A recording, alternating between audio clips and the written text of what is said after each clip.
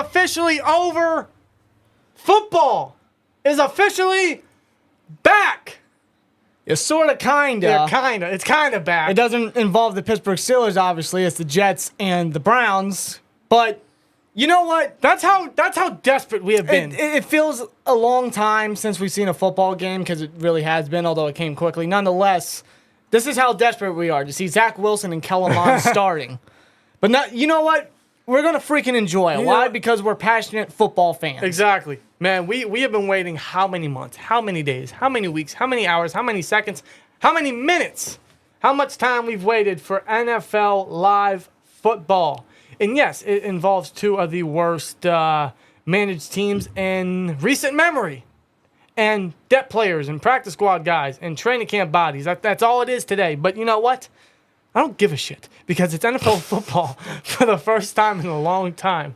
And I'm actually excited. Yes. Even though it does not involve our beloved Pittsburgh Steelers, I would love for it to involve us. And at one point, I expect the Steelers to get back to the Hall of Fame game, bearing there's many up-and-coming beloved Pittsburgh Steelers legends that will be entering Canton, Ohio in the Pro Football Hall of Fame in a couple short years, especially one that is first ballot in 4 years from now. That's going to be fun. That's going to be emotional for sure. But today, it's going to be the Browns and the Jets. So, you know what? It's football, right? Yeah, AFC North War Room right here to take a look at the Cleveland Browns. And Yes. if I'm not mistaken, we do play the Jets later this year, right? You might be right on that, actually. Do we actually play A-Rod and the Jets? The Do we? overhyped Jets, may I add? I don't think we do. No, we do not. Oh, we don't? No. No, we Okay, do not. never mind then. Never mind. That was last year. Yeah, that's my And the mistake. guy that's starting for the Jets hit I'm thinking of the Raiders, my bad, because Yeah. it's like every other 4 years or something we play the Raiders. Right. But no, we're playing the Raiders for 2 straight years. Nonetheless, yeah, the Jets, they're overhyped. They are incredibly overhyped. As a matter of fact, they're so overhyped that I don't believe the Super Bowl hype. I barely even believe the playoff hype. They are a playoff contending team when fully healthy. They have a great coach. They have a stacked roster. They have a great Hall of Fame quarterback that is past his prime, and in my opinion is a choke artist, but the Jets have invested a lot this offseason, so we'll see if it pans out. As for the Browns are the Browns. I fear nothing of the Browns, except maybe Nick Chubb. That's it. But the way our run defense is about to transcend, you know what? I'm liking how we can contend against the Browns. But so. I would argue that Nick Chubb has been somewhat containable lately, especially last year. Yeah. And not to say that, he's fading away or anything like that. Nick Chubb is still Nick Chubb. It might be his running back years catching up to him. Yeah, and the I don't know. the running back market, that's a big controversy coming into the NFL Huge season. controversy, especially talking about the Indianapolis Colts and all that. So that's gonna be that fun. situation. But even though the Browns are playing and Deshaun Watson will not be starting, it will be Kellen Mond. I'm sure we're going to see my guy Josh Dobbs. It pains me to see him in a Browns jersey once again, but I still like Dobbs, so I'm rooting for him. I'm not rooting for the Browns though. Never. I mean, Never. it's preseason. Even it's a if Hall it's of Fame preseason, game. I'm I don't really care. It doesn't really matter. We're about to watch the same guy that hit the gritty on us in our own stadium last year, Zach Wilson. Which, by the way, is his 24th birthday. So. Yeah, happy birthday to the 8-year-old Zach Wilson. Happy for him. Yeah, I'm sure he's going to have quite the gift. Yeah, Yeah, for sure. he's gonna walk to his mother's house. He's gonna give her a big hug, and he's gonna meet a friend of hers. You know what I'm saying? Yeah. He's gonna have a fun night. I'm sure. Hey, who's to say it hasn't happened already? Yeah, you might be right. You might be right. Yeah. I'm just saying. But no. I hope Zach Wilson at least hits the gritty in Cleveland. That would be fun. It's not in Cleveland, it's in Canton, but it's still Ohio, so they're down the road. Considered a home game for the Browns here. They're down the road, so you know what? I hope Zach Wilson. I don't think it's going to happen, but I hope he absolutely cooks the Browns. He has some nice targets. I'm going to be honest. Too. With this game, I don't know what to expect. No one knows what to expect. I expect a low-scoring game. Obviously, it's preseason. But, I don't know. There could be some studs out here. You never know. I'm looking forward to seeing the passing game in this one, just to see, because most of these receiving threats, they both improve their passing attacks. They've improved their weapons, their wide receiver room for sure, on both sides. So I'm going to be looking forward to that. Yep. Other than that, it's mostly going to be depth guys, but it's football, right? How you guys feeling in the chat? Yeah, how's everybody doing? You guys excited for some football tonight, even though it is the Jets and the Browns? It's still football. I right? feel like we've said that too many times. But you know what? It's true. This is the last time. Okay. This is the last time that we will not have to endure no football. Okay. Up until March next year. Until March, we will have football every single week. NFL football. Well, college football too. No, college football. Yeah, you're right. Because after the third week of preseason, there's that little gap before week 1. So Yeah, and that's college football starts. we're still gonna have football. Yeah, you're right. Our favorite time of the year has officially arrived, folks, and it's sped through like faster than I can ever remember. Yeah, it feels like yesterday, that the NFL draft was just here, and then as soon as you blink, hey, preseason Hall of Fame game, we're going to be honoring Darrelle Revis and Joe Thomas tonight. Yeah. But the two teams are playing tonight. So I'm surprised the Cowboys ain't in this one because of DeMarcus Ware, but I mean, if you're talking Joe Thomas and Darrelle Revis, I mean, it's kind of... it's two of the most beloved and respected players of the 2000 era. Absolutely. So is DeMarcus Ware. No, of course, DeMarcus Ware. I mean, I remember that year he went head-to-head with James Harrison for Defensive Player of the Year. Harrison just edged him over. He did. And he proved in the Super Bowl why he did. Uh-huh. So, but yeah, man, we can't wait for Steelers football ourselves, man. That will happen next Friday. 1 week from tomorrow. 1 week from tomorrow, ladies and gentlemen. The Pittsburgh Steelers will be in Tampa Bay to face Baker Mayfield, a former Browns. We've had great history against them. Fun history, actually. Yeah. Except that one game that we will not talk about here because you know what? I just don't want to think about it. But nonetheless, we're gonna be seeing some Steelers football 1 week from tomorrow. How about that? That's fucking exciting, man. Yeah. That is great. I cannot wait. And the plan is we will be live for that as well. Yes, that's the plan. As for every Steelers game, we're going to try to do that again this year. That's going to be fun. That's going to be energetic. We hope both of you guys join us. In fact, we appreciate all you guys that are joining us tonight. We actually just decided to do this a couple hours ago, for the AFC North War Room, which is something we want to add to the channel this year as well, where it will be us streaming during AFC North rivals games. Could be the Browns, Ravens, or Bengals. Don't matter. Yeah, just when the time is right, when the schedule is free for us, just kind of scope out the competition, take a look at exactly who we're going to be going up against twice a year. Because this division is going to be stacked, and it's going to be down the wire all year. As a matter of fact, I'm getting to a point where I'm feeling confident we could take that division. I know a lot of people are saying, oh, the Bengals, they're favorites immediately. I'm like, yeah, they are. They're a great team. Yeah, they're an AFC elite. There's no doubt about that. But they did lose some guys in the offseason, especially in the secondary. I know they've drafted guys in previous years to fill those roles, but losing Jesse Bates and Von Bell in the same offseason, that takes a big toll on your secondary. It does. It really does. So, and what the Steelers have added all offseason, really, free agency in the draft, and the Browns, they're still unproven, let's be real. How do you beat the Bengals? You got to get to Burrow, you got to stop their offense, and you got to match their offense with a strong passing attack offense yourself. Yeah. Which hopefully that's where the Steelers are trending to. And the Ravens, all you got to do is stop Lamar's rushing That's all attack. you got to do. That's all you got to do. That's all you got to do. You stop Lamar, you stop the Ravens. That's it. It's as simple as that. And the Browns, stop Nick Chubb, force the ball into Watson's hands. Watson is still a great quarterback deep down. I wouldn't say great. No, but before everything, he was a tremendous quarterback. Yeah, but now I wouldn't go that far. I still think he's a good quarterback. I'll say that, and he's all right. But I think everything that's transpired, it's definitely took a toll on him, his confidence. Well, you got to think. He took a full year off of football and then half a season of suspension. That's a year and a half of not any NFL football. You're right. You're absolutely right. That will play a factor, if not already, because it kind of did a little bit last year. Hence, although he didn't really have a lot of communication going on with the team and the coaches and stuff like that due to the suspension, but I'm not expecting mind-blowing stats or Watson to get back to his old self when he was a Texan in his prime. No. Why the hell did we freeze again?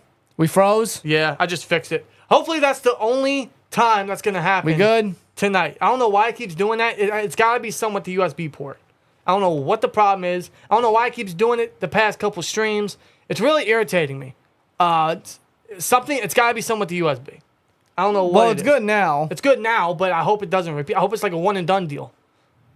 Better fucking work. Yeah, because that's going to piss me off. I don't want to be doing watch parties. We don't want to be doing watch parties all season and then something big happens. Like Kenny Pickett goes 99 yards to George Pickens and then we have no memory of that because we were frozen. Yeah. Before you can't anything see our happened. authentic reaction. You can hear it, but you won't see it. Yeah. Did we freeze again? Oh, you gotta be shitting me. Why is it doing that? I have no clue. Is it working? Okay, now I'm. Don't start your shit. What the fuck? Come on. You gotta do this now. What a way to bum my mood tonight. Football's back and you want to freeze the camera, bro? Is it something? I don't know what the problem is. I don't know what the problem is. Is it the focus? What is it? It's in the proper USB it's working right now. It's in the proper USB port. Does that have something to do with lighting? No, the lighting's fine. This is pissing me off. The lighting is fine. The lighting's fine. Freaking work, damn it. Oh, as long... I'm at a loss now. I'm really sidetracked. Yeah, what the hell were we talking about? Talking about Deshaun Watson. Yeah. Not impressed thus far. No. I will say this, though. I'm gonna keep my eye on the damn monitor. Make sure it works. But to give the Browns the benefit of the doubt, that they still have Kevin Stefanski, who's been up and down, but they still have him. They acquired Elijah Moore. That's a great slot weapon. You need a slot weapon to succeed in the passing offense these days. You need someone dependable, which I'm hearing a lot of great things about Allen Robinson in camp. I think we added him as a vet piece, as someone to be a leader in the locker room, especially for the receivers. But that is going to go leaps and bounds above for Kenny Pickett. Yeah. Like to have that vet in the slot for a second-year quarterback is going to go a long way. But I don't want to give the Browns too much credit. Now I'll say this. But Like, I don't want to completely underestimate them. Listen, they've done a solid job of trying to improve. They've got household names. They got talent. I'm not denying that. The Browns have a lot of talent in the world. I'm just not impressed at the moment. Now, come regular season time, they could finally, get something going and maybe get back to the postseason. I have no idea, but the Browns are the Browns, and based on their reputation, The Browns are the Browns. I don't trust them. That should be an emote. The Browns are the Browns. Yeah, we gotta get more emotes for the STN members. For the STN members, absolutely, man. Okay, I thought we were frozen for a second. God damn, that's gonna piss me off all night. Don't do that to me. That's gonna piss me off all fucking night now. Did you hear Alvin Kamara is getting suspended? I did hear that. Based off the after the Pro Bowl incident. What was that? A year ago? Year and a half ago? Yeah. Now the amount of games haven't been announced yet, but Right. hey, he'll get suspended. Get the discipline for the guy. Yeah, exactly. Let's see. Wyatt is coming back, and I heard Randy Orton's coming back. I don't know about Wyatt. With SummerSlam coming up this Saturday, I don't know. I don't know. See, Orton, he's bound to watching. come back. There's no doubt Orton's going to be coming back. Okay, my perfect world is Cody beats Brock finally. Well, we know that's happening. And Randy comes out and RKO's him, and that sets up that story. But Bray Wyatt, I have no idea anymore. Quite honestly, I think he should just hang it up. Nothing seems to be working for him in WWE. Probably wrestling in general. Yeah. Just live your life, man. That's just the way I see it. I don't watch TV, just Steelers games. I don't watch much TV either. In fact, when my because we're paying for DirecTV, and the only reason why we are is because of the Sunday ticket we got last year. There was a nice package where if I signed up for DirecTV, I got Sunday ticket all free for last season, which of course I had to take. I wasn't gonna pass on that. I didn't get Sunday ticket yet. They're on YouTube TV now. YouTube TV, but it's a hell of a price. It's a hell of a price. It really is. In fact, I believe getting YouTube TV and Sunday ticket as a complete bundle is more than just getting Sunday ticket as a loan, which is kind of messed up for the YouTube TV people that are signing up. Which when my DirecTV contract is up, I'm probably gonna move back to YouTube TV because it's cheaper, it's easier, unlimited DVR. Everyone's using a streaming platform, right? What's the point of cable anymore? Yeah, really. What's the point of cable? Just use a streaming platform. Everyone uses a streaming platform. No one uses cable anymore. That's why I don't watch much TV. I watch streaming platforms. Netflix, HBO Max. Well, when it comes Peacock. to cable, there's nothing catching your attention anymore. No, there's not. And that's mostly because most of it has transferred to the streaming platforms. Yeah. And you can straight up just watch whatever you used to as a kid or whatever you like nowadays right on the streaming servers and pay, $45, $50 a month at most? It first started on Hulu. Remember Hulu had... Yeah, of course I remember. Every episode that you missed, they had it the next day or somewhat, right? And then now it's like, they still have that, and just go with the streaming platforms. It's much Exactly. easier. So when my DirecTV contract is up, I'm moving back to YouTube TV. Yep. And I might be getting Sunday Ticket in the process. But they fumbled the ball, pun fully intended on that. It's because I've seen like MLB's own app or streaming service, whatever, Even with the NBA's. NBA one. Considering, and even hockey, considering how many more games they have for the season, it's much less compared to football. Yeah. I find that completely to be ridiculous. And I don't even think you get preseason games or postseason games. It's kind of messed up. I mean, I understand why they don't do postseason because, you know, they have network deals with ABC and NBC and CBS. You know, they got to, and ESPN, they got to get that primarily for them. Yeah. Right? But, I mean, there was no team packages. There was nothing individual for the teams. There was, and the pricing is very outrageous for 17 games. That's it. Just Right. outrageous. Absolutely outrageous. If they would have at least done like team packages, that would have been great. I mean, I do like enjoying other football games outside the Pittsburgh Steelers when the time is right, or when the game is must see. One of those games you got to watch, like the Jets and Broncos Week 5. That's going to be one of those, right? With all that talk going around, Aaron Rodgers thinking he's Will Smith and everything, but they should have done team packages and they didn't. It's a huge disappointment. I still might get it this year, but they got to fix it next year, right? They got to do something. They got to improve it. They got to do something for customers, man. They can't be doing this low ball and shit. It's good enough they got it off DirecTV, but, you know, you got to give the fans more. I'll see what happens with that, though. Do you guys think Kenny will play against the Bucks? That's a good question. Yes, I do. I don't see why not. I don't see why He not. won't play much. It might be just like last year with Mitch. He might play 1 or 2, maybe 3 series. Yeah, and he'll he's out. have the what we used to do with Ben. You know, he used to play a series or two, something like that, and then they'll flush in the backups. So Yeah. that's something I see. I do see Pickett playing the first game just to see what they got in him, see what the communication with the first team offense is about. Exactly. They won't play everybody, but just enough for Kenny to get in there and do his thing.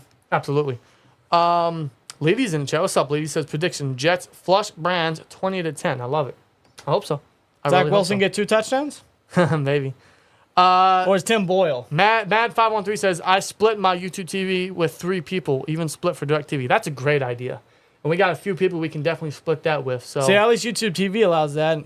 yeah, unlimited. Well, not unlimited, but you can. It's what they call it, a family tree or something. You can add other people to your profile, and all they gotta do is sign up via their email, and they would just split the bill. So say, for example, how much YouTube TV now? $70-$80 a month? You would split that in half. Or 3-4 people, you split that in quarters. Yeah. And you can do the same for the Sunday. That's a great idea. You can at least have somebody use your account under their profile, unlike Netflix nowadays. We should totally do that. Yeah. I want to see Pickett throw 5 touchdowns in the game this season. That would be great. That would be a huge move in the right direction for Pickett. Yep. I think that's a little... I don't want to say... I'm going to say unrealistic, only because that is what you want to see from Pickett as a first-round guy. That is the expectation, right? You want him to be one of the best quarterbacks in the NFL. That's why you draft him in the first round. Every quarterback in the first round has that expectation, right? Yeah. But this year, I think it's a little unrealistic because I still hold back a little bit based on Canada still being there and how he might water us down. Right. Although we're not seeing that much in camp thus far. They're still being aggressive. A lot of chunk plays down the field, down the middle of the field especially. Still deep shots from Kenny to Pickens and Calvin Austin and Muth and Washington. It's what you love to see. And Kenny, man, the past couple days in camp, he's been hitting dimes. Yeah. Even this one play I seen on social media, right? He threw a dime to Najee. I'm like, precision. It's just wow. Yep. I mean, that's what you want to see, right? That's just brilliant. And I really hope that translates onto the actual football field. And I hope we do see Kenny next week versus the Bucs, because I want to start seeing that stuff transition. In fact, that's only going to help him improve into the regular season, man. The sooner you get him onto the football field against actual competition, the more he's going to learn, the better he's going to be, the better our season's going to be. No, you're right. So, you're right. Get him involved. Absolutely. I'm curious to see who's going to get first-team reps next week against the Bucs as left tackle. I would assume it's Dan Moore. You think it's Dan Moore? I would assume Dan Moore, because I mean it's still a competition battle. They're just not they're not going to have Dan Moore keep the job. They're going to have Dan Moore or Broderick earn that job. But I think Dan Moore. I think they kind of rotate. Maybe Dan Moore does this week, and depending on how he does again, not this week, next week, and depending how he does next week, maybe he starts the second game against the Bills, or maybe they have Broderick start the second game just to get a feel of how each individual is doing. I could see something like that. I could see that as well. I'm gonna be very interested to see what they're gonna do there. Yeah. The cam link freezing issue is due to an app issue. You'll need to uninstall Capture Utility and download Elgato Camera Hub. Then change USB transfer mode to... Okay, I'm going to snipping tool that. Snip tool that so you don't forget. And Cole Vam Design, thank you. I appreciate it. You're the tech. You're the tech mind. You're the real MVP tonight, because if that keeps happening, that's really going to piss me off. Is it? Yeah, it's good. It's good. It's good for now, knock on wood. Yeah, I'm going to save that to the laptop here so I can remember to do that. Shout out to him, by the way. He's been a huge help. How do I want to save this? Just type whatever. Cam fix. Boom. Yeah, there you go. Yeah. Cam fix in the notes. Shout out to Cole Vam Design, man. Appreciate you, bro. Let's see. What's up, Yinjas? How you doing, man? As long as Pickens doesn't become a prima donna, seen some early signs. I've seen it too. I mean, see, I wouldn't go that far yet. I mean, I don't. totally get it. I understand it, and I'm kind of there with you because me and Danny, it was during the Falcons game when Pickens was kind of complaining about not getting the ball and everything, and we made a video about it. We hope that this isn't the early stages of Pickens becoming, a drama queen and a prima donna, because let's be real, throughout the 2010s, we've had nothing but prima donnas as a wide receiver. These receivers just never learn how to shut the fuck up. Swear jar. But I don't want to go that. I don't want to go to those. You don't want to jump the gun yet. Yeah, I don't want to do that out the gate, but I totally get what you're coming from. Now, Pickens can back up what he's been saying. He showed it in camp. I mean, that catch against Porter was just unbelievable. I mean, phenomenal coverage by Joey Porter. And you could say that was offensive pass interference by Pickens. I mean, kind of shoved JPJ out the way to make the one-handed incredible catch on the sideline. But still, I mean, it's iron sharpens iron right there. That's what you want to see. I think that's the camp matchup that's going to make both guys greater for years to come. But even he caught a deep pass against Patrick Peterson, and it was obvious. I mean, he pushed Peterson out the way to make the jump ball. Yeah. I hope that's just a camp thing, because last year I didn't see many offensive pass interference. I didn't see him get very handsy towards the jump ball ability. Yeah. I didn't but see even a for lot camp, of that. even for camp, he's got to limit that. Yeah. You can't be getting used to that in training camp and think you can get away with it. Yeah, I hope Come it's just a camp thing, and truthfully, it's just unnecessary. Pickens knows how good he is. We know how good Pickens is. Outside of all the receivers that we've had the past number of years, especially the day two guys, a lot of them had sophomore slumps, very disappointing from the day two guys. Pickens just feels different. Yeah, he just stands out. I mean, his hands are a ball magnet. Let's be real. Something is just different about Pickens, man. You see it, you feel it, you know it. What he's doing in camp and the handsy stuff and shoving, whether it's he's just playing around or it's just a camp thing, it's just unnecessary. He doesn't need to do it. He knows how good he is. He knows what he can do. He has so much skill and promise and physicality. He don't need to do all that. No, he don't. Last year, he didn't do it. I hope that's not his way of creating separation. Yeah. I doubt it. I hope it's just a camp thing. No, you should definitely limit some of those actions at training camp. But no, those things, it definitely goes noticed. And you hope that doesn't translate onto the actual field. Yeah. We hope that doesn't translate into his game down the line. Yeah, I certainly hope not. But, I mean, you can just tell how confident the young man is in his style and his play and how he is. He should be confident. I just hope we know he can back it up. Yeah. Should we trade for Aaron Donald? That's not happening. I don't know who started that rumor weeks ago. It's not happening. Why would we do that? That makes no sense. Trade for Aaron Donald we literally have to give them the whole draft. Everything. We would have to give them everything. Because the Rams ain't just going to get rid of Aaron Donald like that. Now, knowing the NFL nowadays, I can't say that this guy is like, for example, I can't say Aaron Donald's a Ram for life. I mean, everyone's going everywhere now. Yeah. No one's literally loyal, you know? So I can't say he's going to be a Ram for life, but I don't think he's going to be a Steeler. No. He's definitely not soon. We just drafted Benton. We just signed Ogunjobi to a 3-year contract. We still got Hayward. I mean, what's the point of Aaron Donald and then trading huge capital for it and then taking his cap hits? Yeah. It just makes no sense. I don't understand the rumor. I never believed it. I never really looked into it just because why? It just doesn't make sense. Would he be a great addition? Obviously. Now, there's no doubt Hayward, about oh my that. goodness. There's no doubt about that. But it's just there's no need. There is absolutely no need. Can't wait to see Calvin Austin play against the Bucs. Yeah, that'll be the first bit of bearing he stays healthy. I mean, we've already had an injury in training camp. Corey Trice, our 7th-round rookie corner, is out for the season. He suffered a significant knee injury and required the cart to come out onto the field. It was a non-contact injury.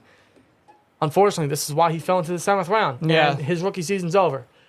I pray that's the only major injury we have via camp. If Calvin Austin can continue to stay healthy and we see his first bit of action in the black and gold next week against the Bucs, yeah, we should all be excited to see what he can do, what his speed is gonna bring to the offense, how we're gonna utilize it. What do you think Calvin Austin brings to this team, Twins? Speed, explosiveness, and unpredictability. And gadget ability. I think that it's gonna really mess up defense's game plans. You see Calvin Austin on the field, you know his speed's a weapon, you know he's a threat, and that's going to open a lot for the offense. Yeah. He may not do many things statistically, but his presence and that track star speed ability, that really terrifies the defense. Yeah. As long as Matt Canada draws him upright and knows how to use him properly, he could honestly be what's the word? I just had it in my head. I just lost it.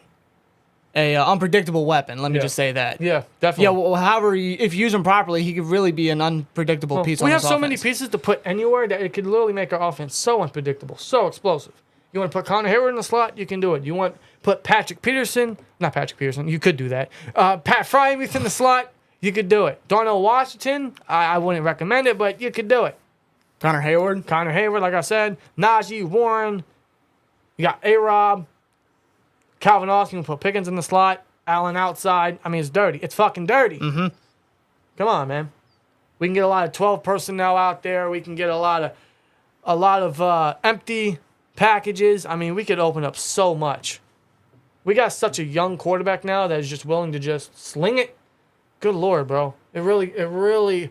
I just hope. I know. I'm praying, bro. I know what we can do. I know the talent we got. But Matt Canada, he's that cloud above this offense. We don't trust him, man. No, he's that dark cloud, man. Us and Cold Steel, right? We've been saying it all offseason. We don't trust him. We have no choice to, but even then, we don't want to. We can't. But you know what? Maybe Canada cooks this year. I don't know. Where's the swear jar? Right here. I don't know if you can see it. It's right in the back here. I could put it on top of the Troy signed helmet, but I also don't want to block Troy and his great catch versus the Chargers. No, you don't want to do that. I mean, it's back there. It's back there for sure. It's still here. It ain't going nowhere.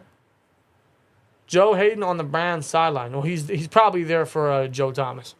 Him and Joe Thomas were the only guys that kept the Browns relevant during the 2000s. That's it. Yeah. Maybe Josh Cribbs. Maybe. Yeah, they had the offense, defense, special teams, but not the quarterbacks. Nope. Oh shit. It was just those three. That was pretty much it. That's funny. That was pretty much it. That is funny. Is the game even started yet? It should. It should. I haven't seen anything yet. According to Miss Pittsburgh, they're on the field. I haven't seen nothing yet. You know what? Now that you guys talked about the swear jar, I'm gonna get it out. Oh, how filled is it? Okay. It's barely filled on the bottom. But it's enough for it to have weight, right? Yeah. Let me see it. Let me see it. You hear that?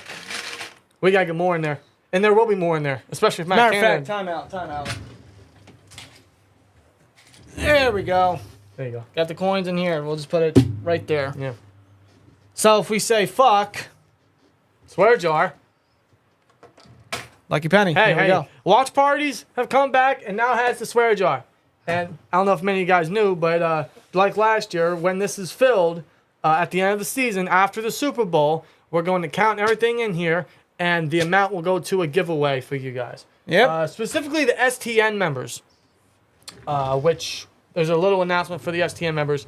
The past couple weeks we've been talking about giving away a Marquise Patsy signed jersey, as well as a $50 Steelers Pro Shop gift card, which hopefully is still valid. I think it is valid. I don't think there's really an expiration date. No, it doesn't tell me no expiration date or nothing. All right. So not only is the Marquise Patsy, Kellen Mond throws to, is that Demetric Felton?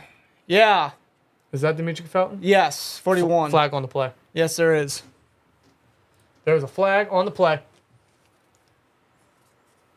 But yeah, the Marquise Patsy signed jersey giveaway and the Steelers $50 Pro Shop gift card is going to be coming for STN members only and exclusively. Literally, all you have to do to enter is become an STN member. It's literally $1.99 a month to join the STN. Damn near free. And the winner of the Marquise Patsy signed jersey giveaway will be announced at halftime during the Steelers versus Bucks preseason game next Friday. Yeah. And yes, I just let you know about that. Yeah, impromptu announcements. Impromptu. So if you guys want to get in on that, all you got to do is join the STN today. That's all you got to do. Because it's easy for just STN members to, it's literally, you put every name in a random simulator and hit random, and whoever's name is selected wins it. It's simple as that. Let me turn the TV up. This is a long flag. Yeah, they're discussing it. First down for Cleveland. First down for Cleveland.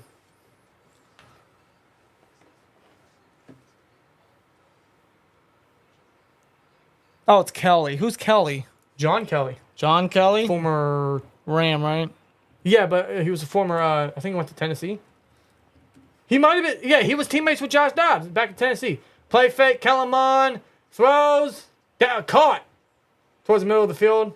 Number 89, I think that's Cedric Tillman, their first pick of the draft this year. And that'll be a first down for the Browns. Where's the freaking, hold on. This ain't, there we go. There we go. Browns are starting to move. They're in the red zone.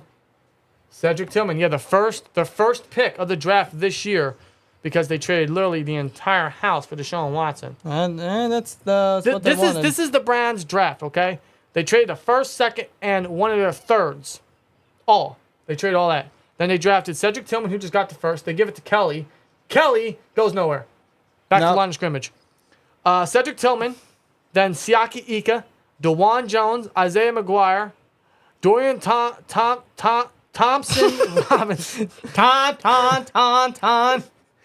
Cameron Mitchell, and Luke Weipler. That, you know what? That's actually a very solid draft for the picks they had. I will give them that. Now, if they had the first three picks, I mean, who knows where that draft could have been? But solid draft by the Browns. Let's sell our soul for Deshaun Watson, right? Of course. Kellerman plays, drops back, throws. Kelly high, and he dropped it. Right in his hands, and he dropped it. It'll be third down coming up. And he's trying to make the roster as that second. Well, yeah, that second running back job, considering Hunt's still a free agent. I mean, what happened to Dearness Johnson? What happened to Dearness Johnson? He signed somewhere else. Let me. It's actually a good question because he's no longer with Cleveland. He is with the Jaguars. Oh wow! Dang, they run their run game's dirty. Jeremiah Johnson, second-year guy. Yeah, the guy that was taken after Roderick. Yeah. Because the Patriots No, not him. That was Will McDonald. Oh, was it? Yeah, that's right. He's last year's first. My bad. Oh, it feels the pressure. He's sacked by number 47. Huff. Josh Huff. Josh Huff with the third down sack. I don't think that's leading Josh the fourth Huff. down, and that will close the Browns' drive, and I think they're going to bring out the field goal unit. Pretty confident that's Josh Huff. Could be wrong. I'm not very familiar with these guys' rosters. Hell no. That's why I need to get He said, hell no. I need to get their depth up here. I should already have it, but my laptop, for some reason, is slow as shit Bryce today. Huff, excuse me. Bryce Huff. I think Josh, he was a wide receiver. Was he? Yes. Oh, that's my bad. Yeah. Snap, kick, up, and it is. Is that no good? He missed it. He missed a 49-yard field goal attempt. That's not their starter, is it? I don't know. How did he miss that? 49 yards. Cade York. Cade York. Yes. Holds it right. Yes. And misses it. Place kicker. Wow, no points so far. No points thus far, ladies and gentlemen. Damn, Browns, you can't even make a field goal. And now Zach Wilson will come back onto the football field. After this commercial, of course. You know the NFL loves their commercials. Yeah, they're advertising Sunday Ticket for YouTube TV. You know what? Just because I'm curious. I haven't looked at the prices in a while. Yeah, do that.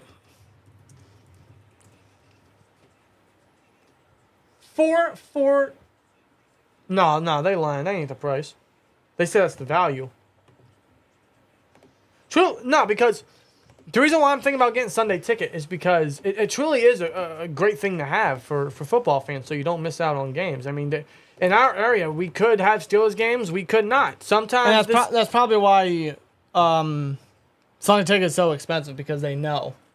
Well, sometimes, yeah, because sometimes we'll get Ravens games or Eagles games or even Browns games over the Steelers games. It's like, what? Like, I know we're right in the middle of Philadelphia country, but come on, man. You got to show the Steelers some love. When has the Steelers ever shown love? Well, recently they've been getting a lot of hype on Good Morning Football. Now. Everyone's praising Kenny and everyone. They drafted York high last year. They did, didn't they? Yeah, they drafted Cade York. No, because I remember last year we were talking about, wow, every AFC North team has a great kicker. But Cade York woofs it. Okay, I don't care about NFL. Fourth round. I don't care about NFL Red Zone. Fourth round last year. $400. Offer ends September 19th. Save $50. Save $50. Or you could get an NFL Sunday Ticket plus YouTube TV for... That don't look right. $300? Is that for both? Or is the Sunday Ticket $300 and you got to pay the YouTube TV bill? Now, the Sunday Ticket bill is a one-time only payment. But you have to pay, obviously, monthly payments for YouTube TV. Yeah, Man, they got me thinking now. Just because, you know, like, I don't want to miss out on the games. I'd hate for us to be getting ready for a watch party or live reactions, and then all of a sudden we don't have the Steelers game on. Like, what do we do? We've had to rely on illegal streams before, and really want to do It probably wouldn't be the last time. All right, Jets are on the 39-yard line. Zach Wilson under center. Under center. Who's that running back? Is that the Pitt guy? And it's a gain of about 3 yards. He'll get 3 or 4 on the ground. Second and mid coming up. Yeah, that's the Pitt guy. Israel, I forget his last name. He was a running back with Kenny Pickett. Israel Abanikanda. Abanikanda. He had a great year last year. I know he did. Yeah, pretty stellar. Yeah.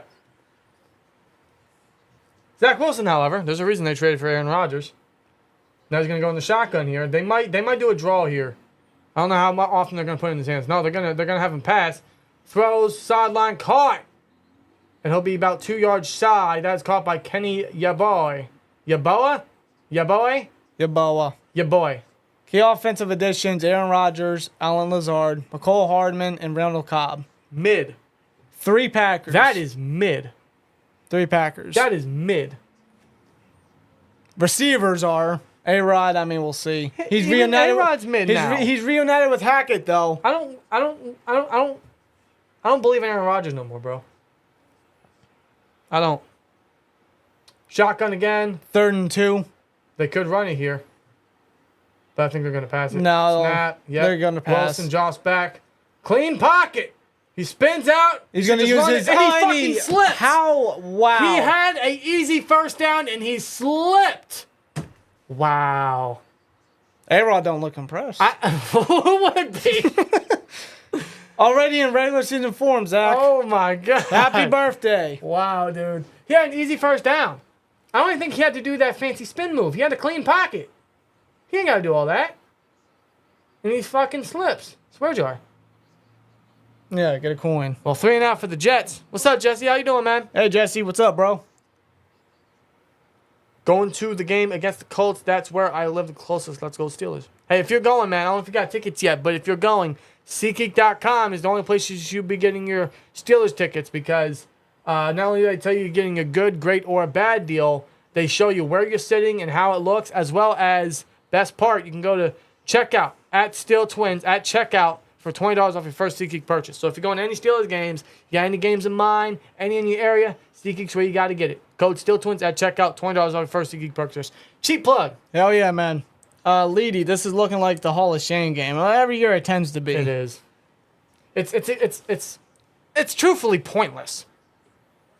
It really is. Let's be honest. The Hall of Fame game is very pointless. In fact, it increases the risk of injury for certain players. Yeah. Granted, it's another game for... Yeah, I think the only benefit is just kickstart the return of NFL football. Yeah. And of course, it honors, the teams are honoring their respected former players that are going into the Hall of Fame. Do you need a game to do that? You know when is the best time to honor the Hall of Fame?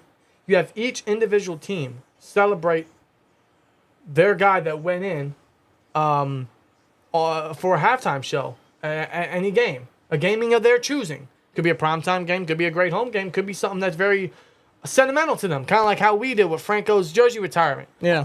One day after the 50th anniversary of the Immaculate Reception. Still sad he couldn't be there in person. Yeah, that was very devastating. God, that really hurt.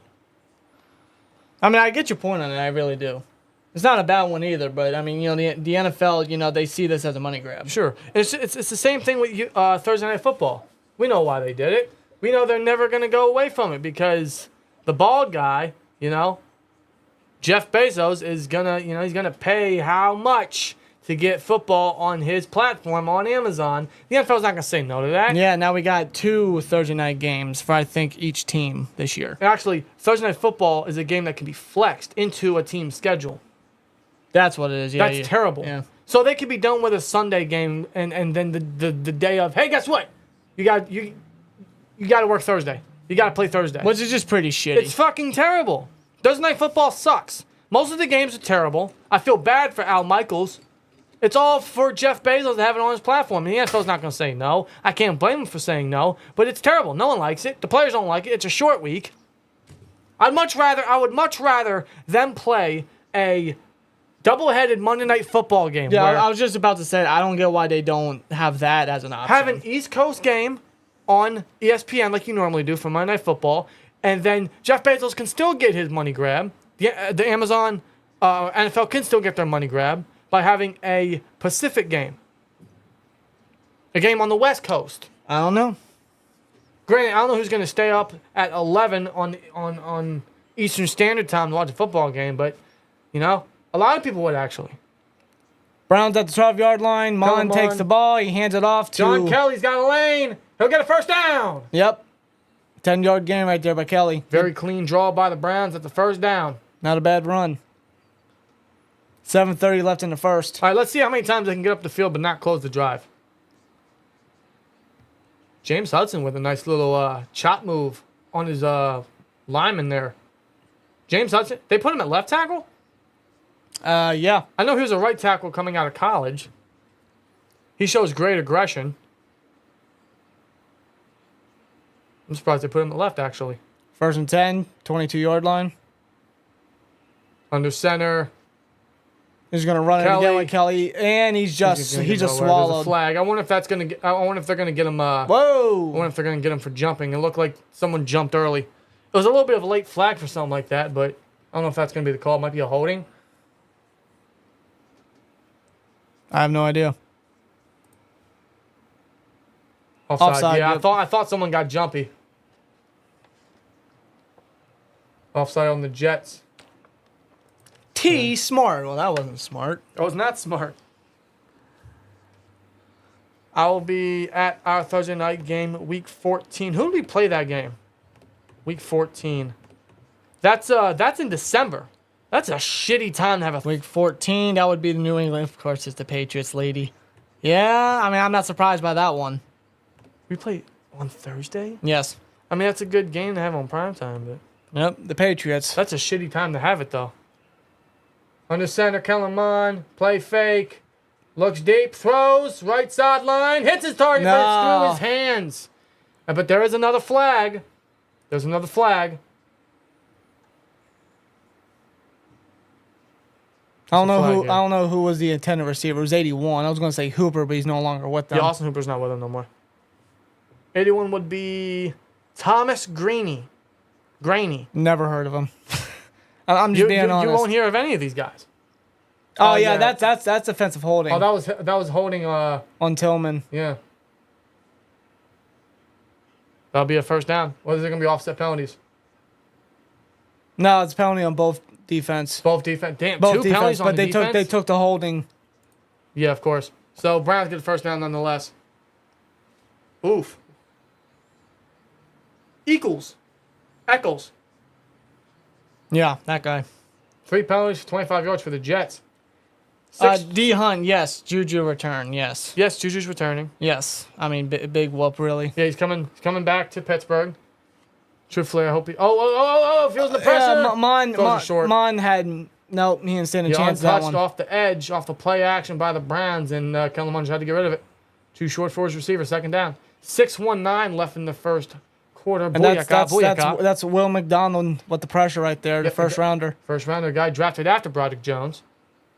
And they continue to say, "Oh, he was our pick all along." I don't believe that. No, he wasn't. I don't believe that. No, he wasn't. I don't believe that. Good pick, but no. Wasn't the pick all No, they along. were definitely looking to get protection for A-Rod. Just Bill Belichick said, "Screw you." Yeah, of course. Oh, they give it to Kelly on 2nd and 10. He'll get half the yards needed. Third mid coming up.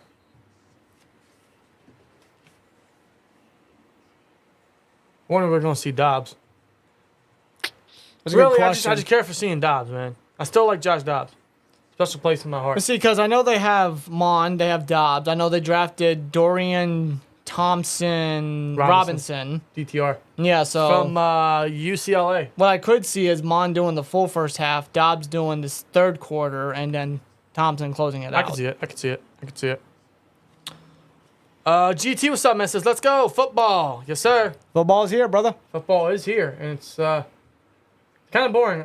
But, there's a flag. Go deep. Mon goes deep. That's Oh, he should have caught it. how It's right off your hands, bro. number 87. That is Baldwin, was it? Oh, man. See Sauce on the sideline, but the flag Dalen Baldwin. That's a flag on the defense. That was an early flag, bro. The second that ball was snapped, that flag went flying. What is up with this Jets defense? Oh, illegal formation. Ooh. Okay, never mind. 4th down. I thought that was a flag on the Yeah, defense. it looked like it. Yeah, because it looked like a free play.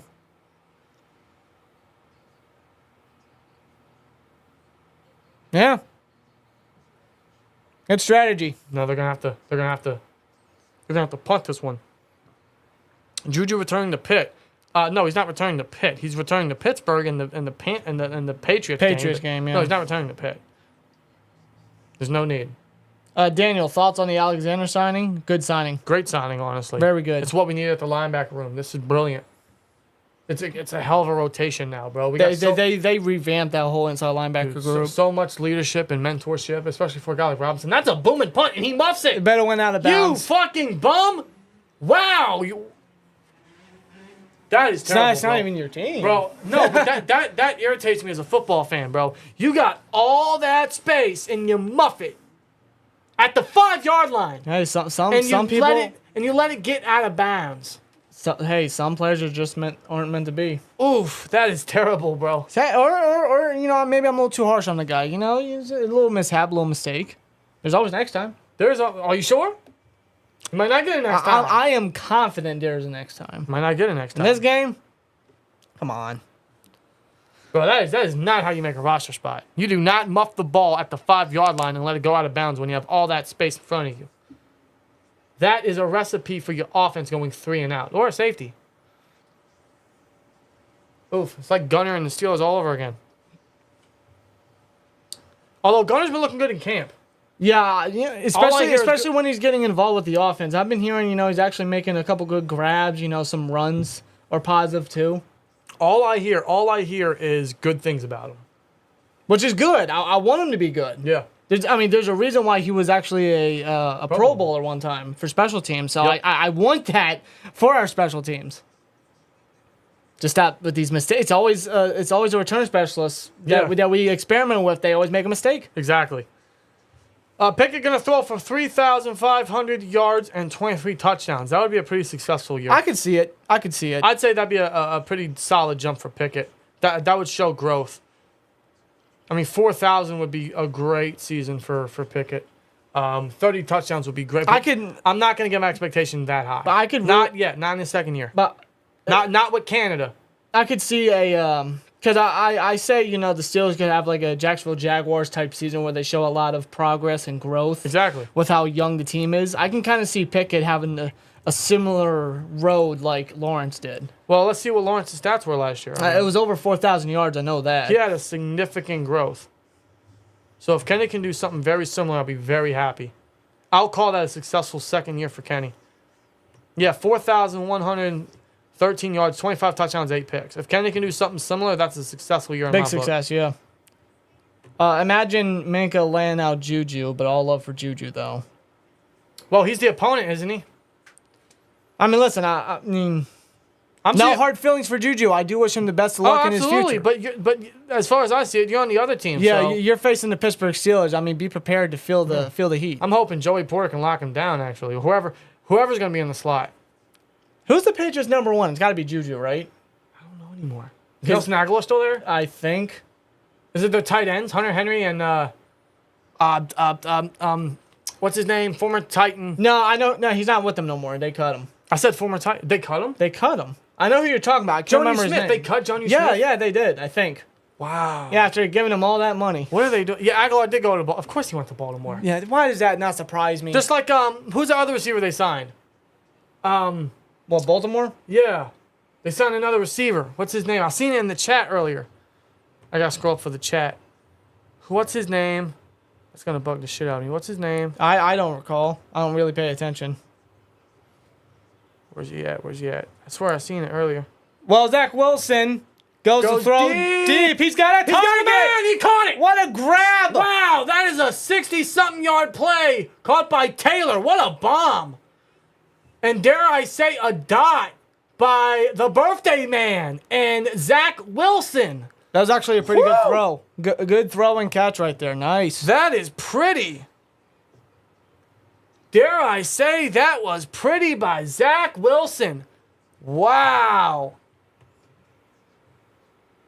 That's a big gain. That's a big gain. Malik Taylor with a massive gain. They went from, I want to say, the 5 or 6 yard line all the way to the 36 yard line. Yeah, to the Browns. That's a big gain for Wilson. Midfield. They pitch it to the pit guy, Israel, and he'll get maybe 2 on the ground. Maybe 2. As they highlight Rondé Barber, yep. Buccaneer legend. Hall of Famer this year. Man, that defense. Yeah, when they won their original Super Bowl. Yeah, that tells you defense wins championships. Shows pick 6 against McNabb that year. Yeah, that defense they had, it was Barber, Brooks, 49ers GM, John Lynch. Yeah, Zay Jones, that's his name. Yeah, they got Zay Jones. Oh, yeah. Yeah. Second and 8 under center. Wait, Zay Jones ain't win Jacksonville no more? No, I don't think so. Bullshit. They give it to Israel again, and he'll get a couple on the ground. It'll be a 3rd and mid coming up. Zay Jones is a Jaguar. Oh, really? I thought he was a Baltimore Raven. No. Oh. Why would the Panthers get rid of Zay Jones? He's actually a big piece of their offense last year. He was. Yeah, so break it. Yeah, considering they had dude, and they got Calvin Ridley. Yeah, they did. So you're telling me you got Calvin Ridley, Christian Kirk, who had a great year last year, 1,000 yards, and Zay Jones. I mean, that's Lawrence is just surrounded. He's got with, a great with run explosiveness. He's got a great run game. And there's a flag. There's another flag. Yeah.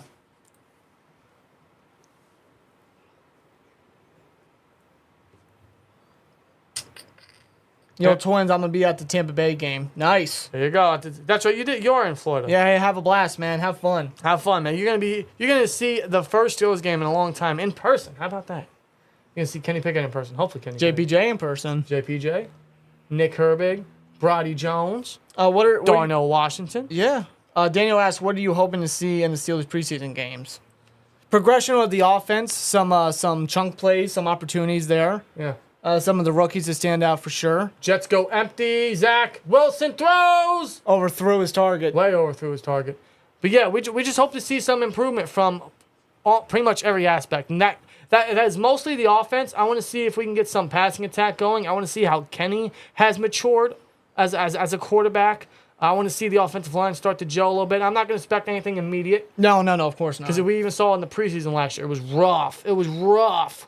So hopefully this year's it's not as bad. But I do want to see how angry and aggressive the offensive line wants to be. I want to see how Darnell Washington's going to help our running attack. I want to see what McFarland can do. Just these little glimpses of what to expect. I want to see Calvin Austin, see what he can bring. And that field goal is down the middle for the Jets. And we got our first points on the board. 54-yard attempt is good. Could be tied, but, Could be tied, you're right. The Browns, so. But for the defense, most importantly, I want to see the rushing attack. I want to see the run defense. I want to see what these linebackers can bring. I want to see what Benton can bring.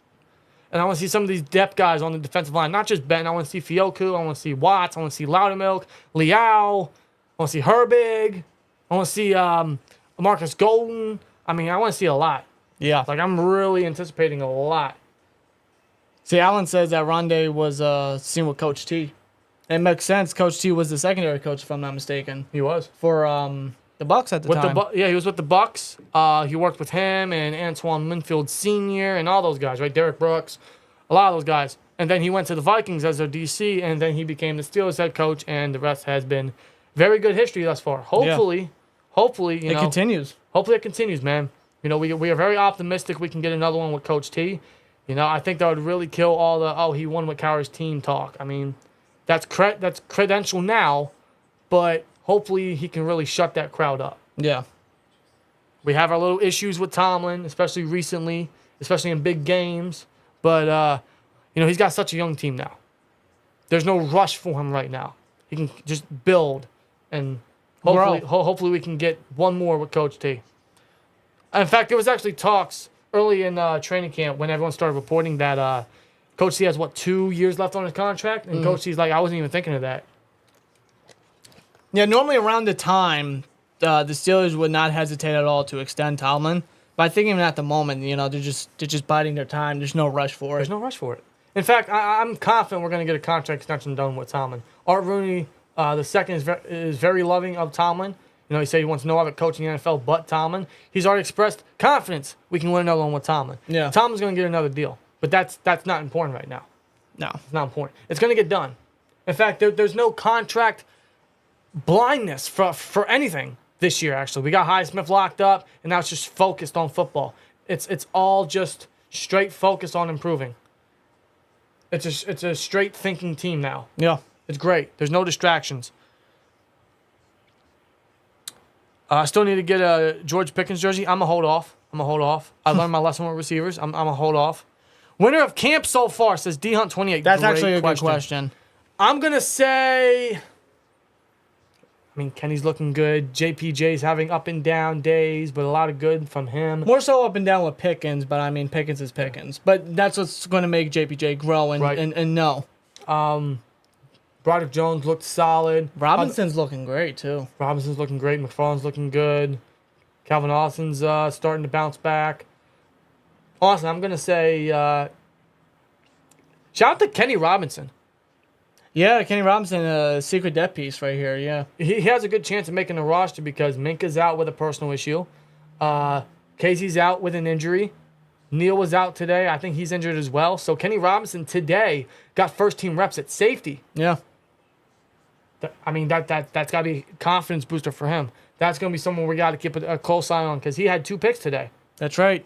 No, JPJ had 2 picks today, but Kenny Robinson had 2 picks a couple days ago. Yeah, he did. Yeah, that's what it was. Yeah. So he could be someone that could sneak in his way. But if I'm going to say who's the camp winner, I'm going to say Allen Robinson.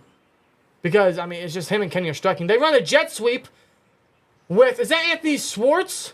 They still have him? Is that him? They still have him? I think. That speedster? The number 10. Hold on. Oh, wait, he fumbled the ball? The Jets think they have the ball. Did he just fumble the ball? Well, Matt Canada would be very proud of that play with a jet sweep. What's the rolling? Jets football, so the Browns lost it. Jets ball. Wow. Let's see what happened here. Show replay. I swear that was Anthony Schwartz with the jet sweep. 44 punched the ball out. And it's coming out. It's coming out. That's loose. Down. That's loose. Fumble. That's loose. 44 and 55 all over him. Knocks the ball out. Yep, that's a fumble. Looks like it to me. Let's see another angle here. Where's that knee at? Where's that knee? Oh, wait, never mind. His knee's down. Yeah. Hold on, is that ball coming out?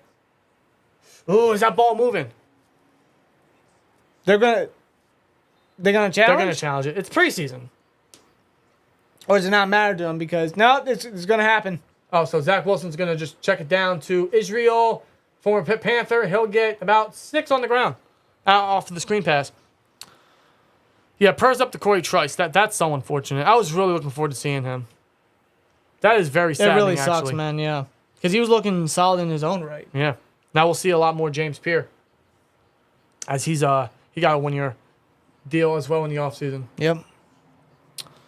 I want Gingers beating up Matt Canada and Pop Nutting and Ron Hextall for all the downfall that Pittsburgh sports teams have had this year. Ryan, I could not agree more. Seriously. They give it to Israel again, seeing a lot of time, but doesn't get anywhere no gain there. Doesn't get anywhere on second down. 3rd and 5 coming up. Yeah, Canada, Nutting, and Hextall for sure. Absolutely. Yeah. Absolutely. Need to start strong and get a dub in the first game. We could stop the chatter. He can stop the chatter. Oh, absolutely. You know, the Niners are a very good team. They're a great team. Very good defensively. They have so many offensive playmakers. I'm worried about that game. I'm not going to lie to you. In fact, I'm not very confident. Just based on the Niners are overpowered. The Niners are a much better team, and they have a better coaching staff. I don't trust our coaching in games like that. Which is why I critique Mike Tomlin in big games. It's just he doesn't show up against top talent. Ball's bad up in the air, but it's incomplete. But I hope he can prove me wrong in these next couple years. Now, if you wanna go with recent history, if I'm not mistaken, the Niners tend to start off slow towards the opening of the regular season. It's always been something with them in Kyle Shanahan. And they don't have a starting quarterback yet. They haven't named one yet, although I'm thinking it's going to be Purdy. It's going to be Purdy. But, the Niners tend to start off slow. And the past 2 years, the Steelers have had a difficult start to the season with the Bills and the Bengals. And Steelers somehow managed to escape with a victory. Yeah. So if you want to go with recent history, it's possible. It always is possible for the Steelers to get an upset win, quote unquote. History normally repeats itself, and that's a kick, again, down the middle. And the Jets will be up 6-0 with 22 seconds left in the first quarter. This game kind of going slow. Well, you knew it was going to be. Yeah. And to think I was going to take the over. What was the over? 30, 33. Yeah, okay. No. No. 30 in a preseason game? Come on. I'm not confident with the week 1 match at all. Now, granted, we did steal week 1 from the Bills in 2021 and the Bengals 2022, but still. Yeah, it's what kind of Rob just pointed to. I mean, we could surprise people. I also do say that I'm one in setting the tone in many areas, but at the same time, whatever happens week 1 doesn't exactly... it doesn't tell the tale for the season. Exactly. I mean, there's 17 games. So if we don't come out impressive, if the Niners explode on us, if Kenny doesn't look great, if even Brody, if he doesn't look great against Bosa, there's no rush for panic because there's no rush with this team yet. Yeah. And I do trust this team, if they do have a poor performance, to improve throughout the year. They've always done it. The Steelers may not have been that impressive the last couple of years, but they do die trying sometimes. And kickoff, takes the ball at the 5. Why is he just bouncing? That's number 30. Take it past the 20, down to the 25. Number 30 for Cleveland. Hall. I don't know who that is. Hall. His name is Hassan Hall. Hassan Hall. That's a sick name. Shout out to him. That's a sick name. Key offensive players: Deshaun Watson, Nick Chubb, Amari Cooper, Elijah Moore. Start slow or finish slow? I'd rather start slow. Yeah, because last time we finished slow. Yeah, Yeah, we went 11-0, and guess what happened? Yeah. So, don't really need to divulge into that, but yeah. At least if we start slow, we should know our early errors. Especially, Good spin move. especially with the But it early doesn't bye go week. anywhere. What'd you say, Rob? Especially with the early bye week. Yeah. Oh, yeah, the early bye week's going to fucking suck. And that will be the end of the first quarter. Jets lead 6-0. Yep, and in the first quarter. We're going to be hitting the second quarter. And yes, ups and brands. Did you hear my boy James Harrison Of made course. the Steelers Ring of Honor? Yes, sir. Yes, of course. Not just him, but Aaron Smith as well. In fact, I'm going to search up the whole class. Those are the two. If I'm not mistaken, it's James Harrison, Aaron Smith, Ray Mansfield, who I believe was the center before Mike Webster. Yep.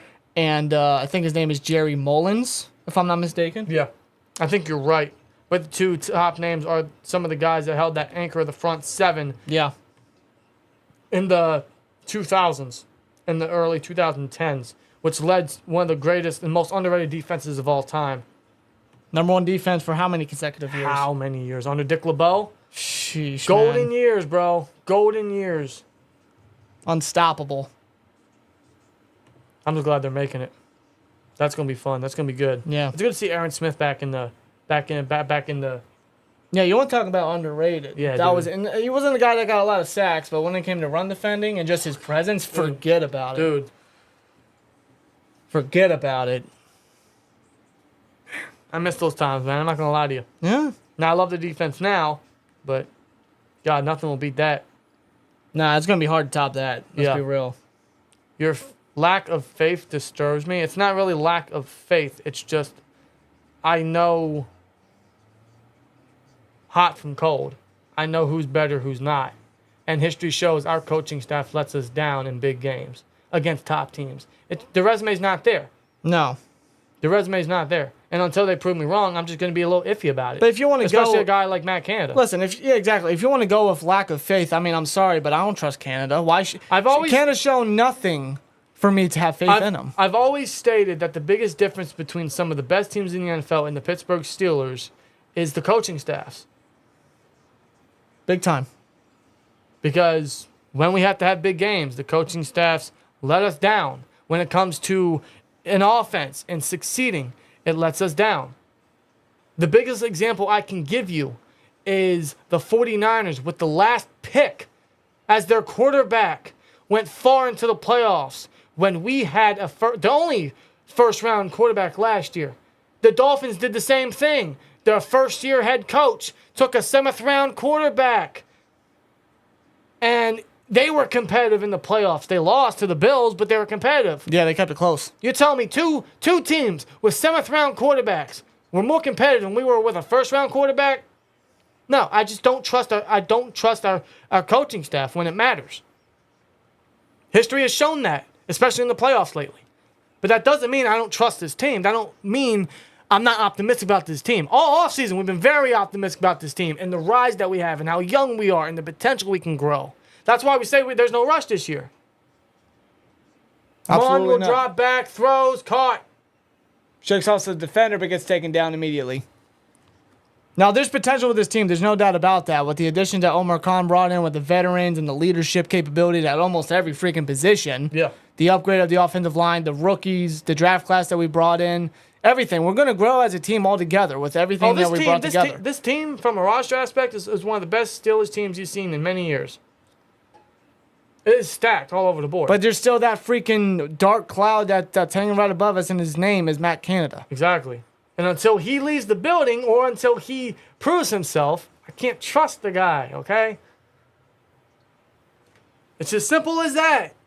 That's why every single year with this Steelers team, even in Ben's last years and continuing on with Kenny in his future years, right?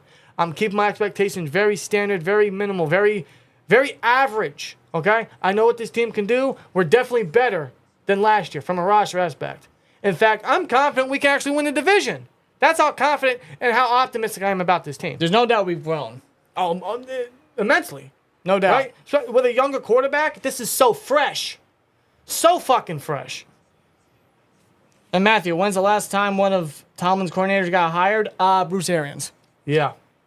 If you want to go for Todd Haley, but he didn't last long in Cleveland. No. One and done. But really, Bruce Arians, I mean, holy crap. What a resume. What a resume. They're interviewing Joe Thomas now. Good on him.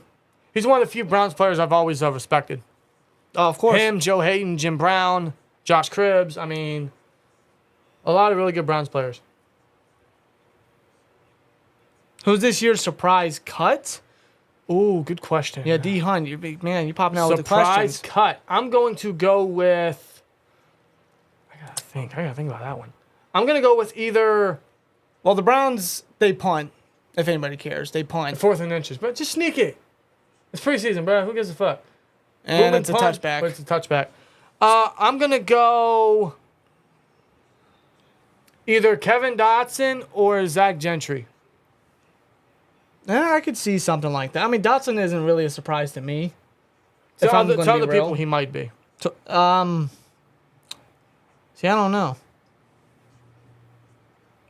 Alan, thank you. Yeah, I'm not drinking the Kool-Aid just yet.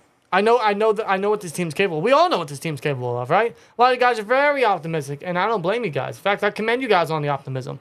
I just know from recent years, I've watched this team so many years, we still have the same coaching staff for how many years, and what has it done for us recently? So why should I expect better yet? Yeah. Even though we have a better roster, we have the best roster, the most stacked roster we've had in a few years now. But until execution is made, I'm still going to stay standard. That way, if they do overperform expectations, I'm excited. While if they do below average, if they disappoint, I'm not that frustrated. Right, exactly. Like previous years where I got my hopes up with Ben in his last years and we had to rush for a Super Bowl, right? And then we were performing the way we were performing and I got upset. So I just realized immediately, you know what? Just don't get your expectations too high. I'm doing the same with this year, although I'm very excited. Because believe it or not, man, with everything I said about the coaching staff and in Canada and everything, this is the year I'm most excited for Steelers football.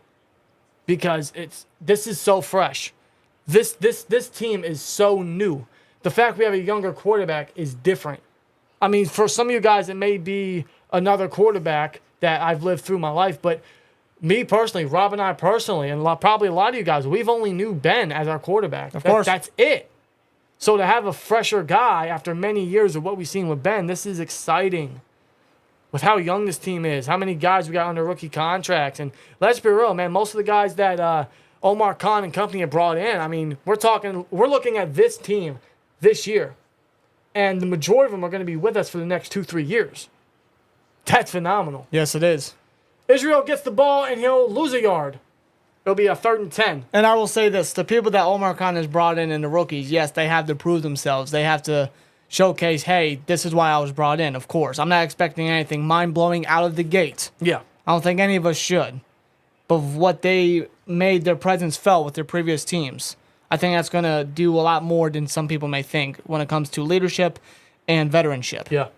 Of what the young guys are going to learn from these people. And if all of them perform the way we hope they will, I mean, it's one of the better off seasons we've seen from the Steelers. It'll age well, and honestly, it could be up there with better than what Colbert did or ever did, honestly, if it all performs to expectation. Yeah. If all our money is well spent, if all our capital is well spent. I'm confident in that. I really am. There's just something different with this front office and their approach and the guys they brought in and the level of talent and pedigree. It's just... And the purpose of why they brought these guys in. It's like, wow. That's why we're excited, because they literally hit us with a shot of difference. Is that Tim Boyle at quarterback now? I think it is. Number 88 catches it. 3rd and 15, and... they went short. Kenny, your boy's 5 yards short, so... Didn't make it. This is going to be a punt battle, as most of us anticipated, but oof. Are you guys going to training camp? We hope so. We are still planning a day to head out to Latrobe. Was it tomorrow, Friday Night Lights? Is that what it is? Is it tomorrow? I'm not sure. I got to double-check the schedule. Well, regardless, we went to Friday Night Lights last year, and that was a disappointment. Cole, if you're in the chat, you can tell them all about that. That was a journey. Yeah. Not really. Anyway, yeah, we're still trying to find out a day to get out there if we can get out there. I know our future goal for training camp, at least next year and every year down the road, is we want to go to camp every year, every day, every practice, every Steelers practice at camp. We want to be there every day and do daily reports, daily videos, daily broadcasting, videos, everything.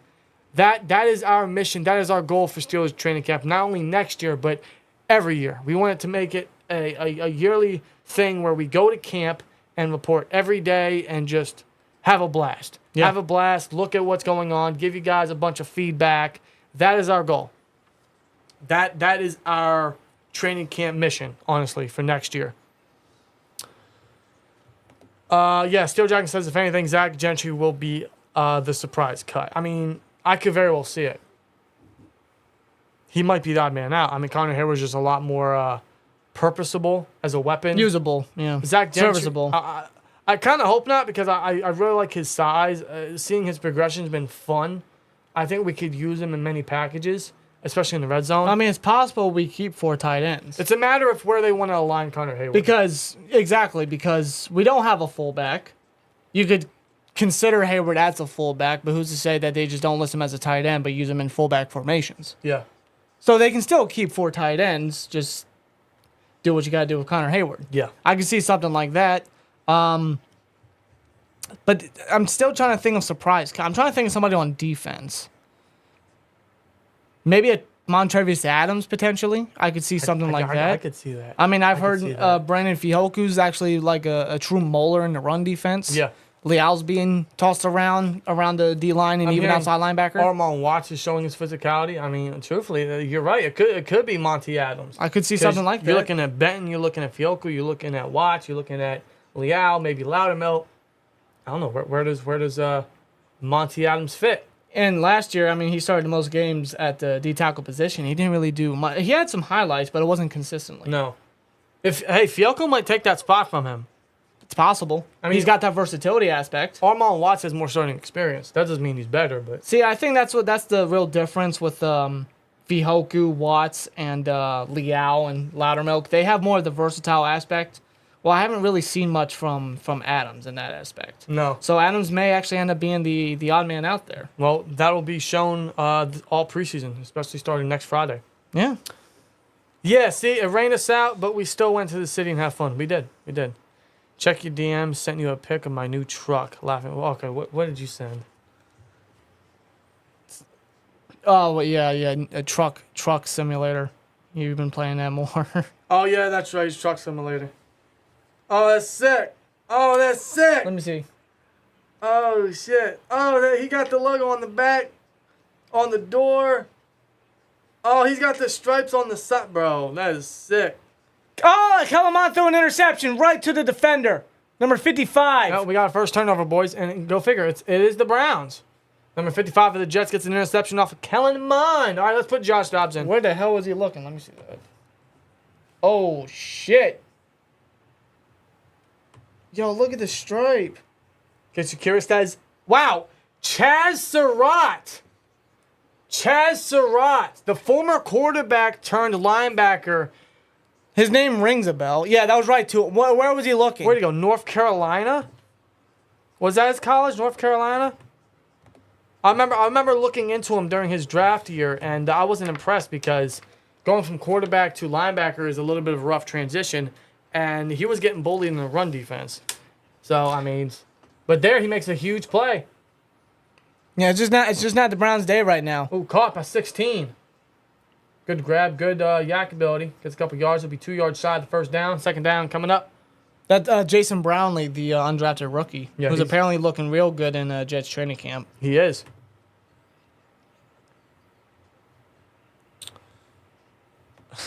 That's definitely a goal of mine as well, as heading to camp every year. That's what we want to do. Mm-hmm. But we want to do. If anything, we can at least get like a week or two up there, so we can still give you guys daily reports and shit. Of course. That'd be fun.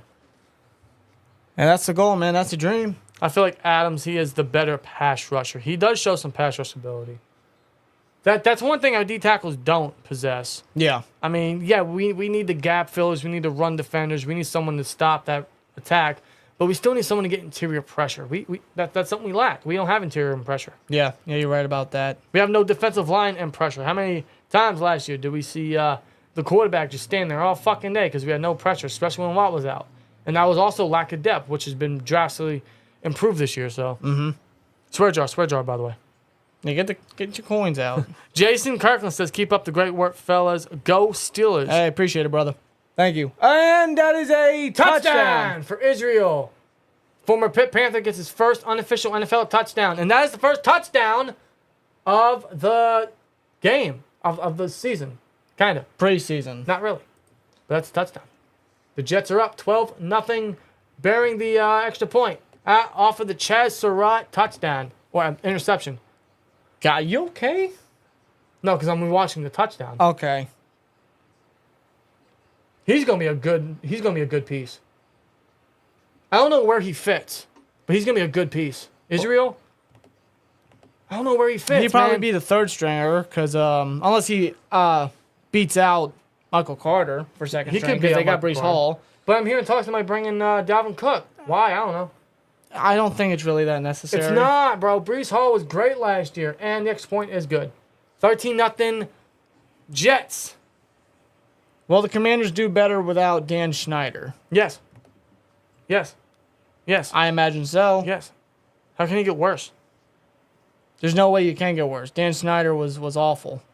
The Nothing but bad reports about him. Washington's going to be a little fun to watch, bearing that they have Eric Bieniemy now, and they are all in with Sam Howell. Yeah. In fact, they've been watching a lot of Chiefs film. That's the Bieniemy effect. Of course. So we'll see what he can. Yeah, they're gonna have Bieniemy do his thing and do what they need to do to have a successful offense. Let's see what he can do with Howell. Yeah. I mean, And that would really tell, holy shit. Yeah, what Bieniemy is. I mean, He's turning a fifth rounder into a solid quarterback if Howell stands out. I think he could. He should be solid. Maybe not starter worthy immediately, but very serviceable. See, that's the thing, because they have Jacoby Brissett. And he's always a serviceable, fill-in quarterback for the time being until, whoever has to step in. Right. So I can see Washington doing something like that. Yeah. And kickoff, 9 minutes to go in the second quarter. Browns take it. And breaks off a tackle, and he'll get down to, the 30, 35-yard line? Solid return. for Hassan Hall. I'll tell you his what- name. Yeah, Hassan Hall. I'll Okay. tell you what, this kicker needs to start learning how to kick in the end zone.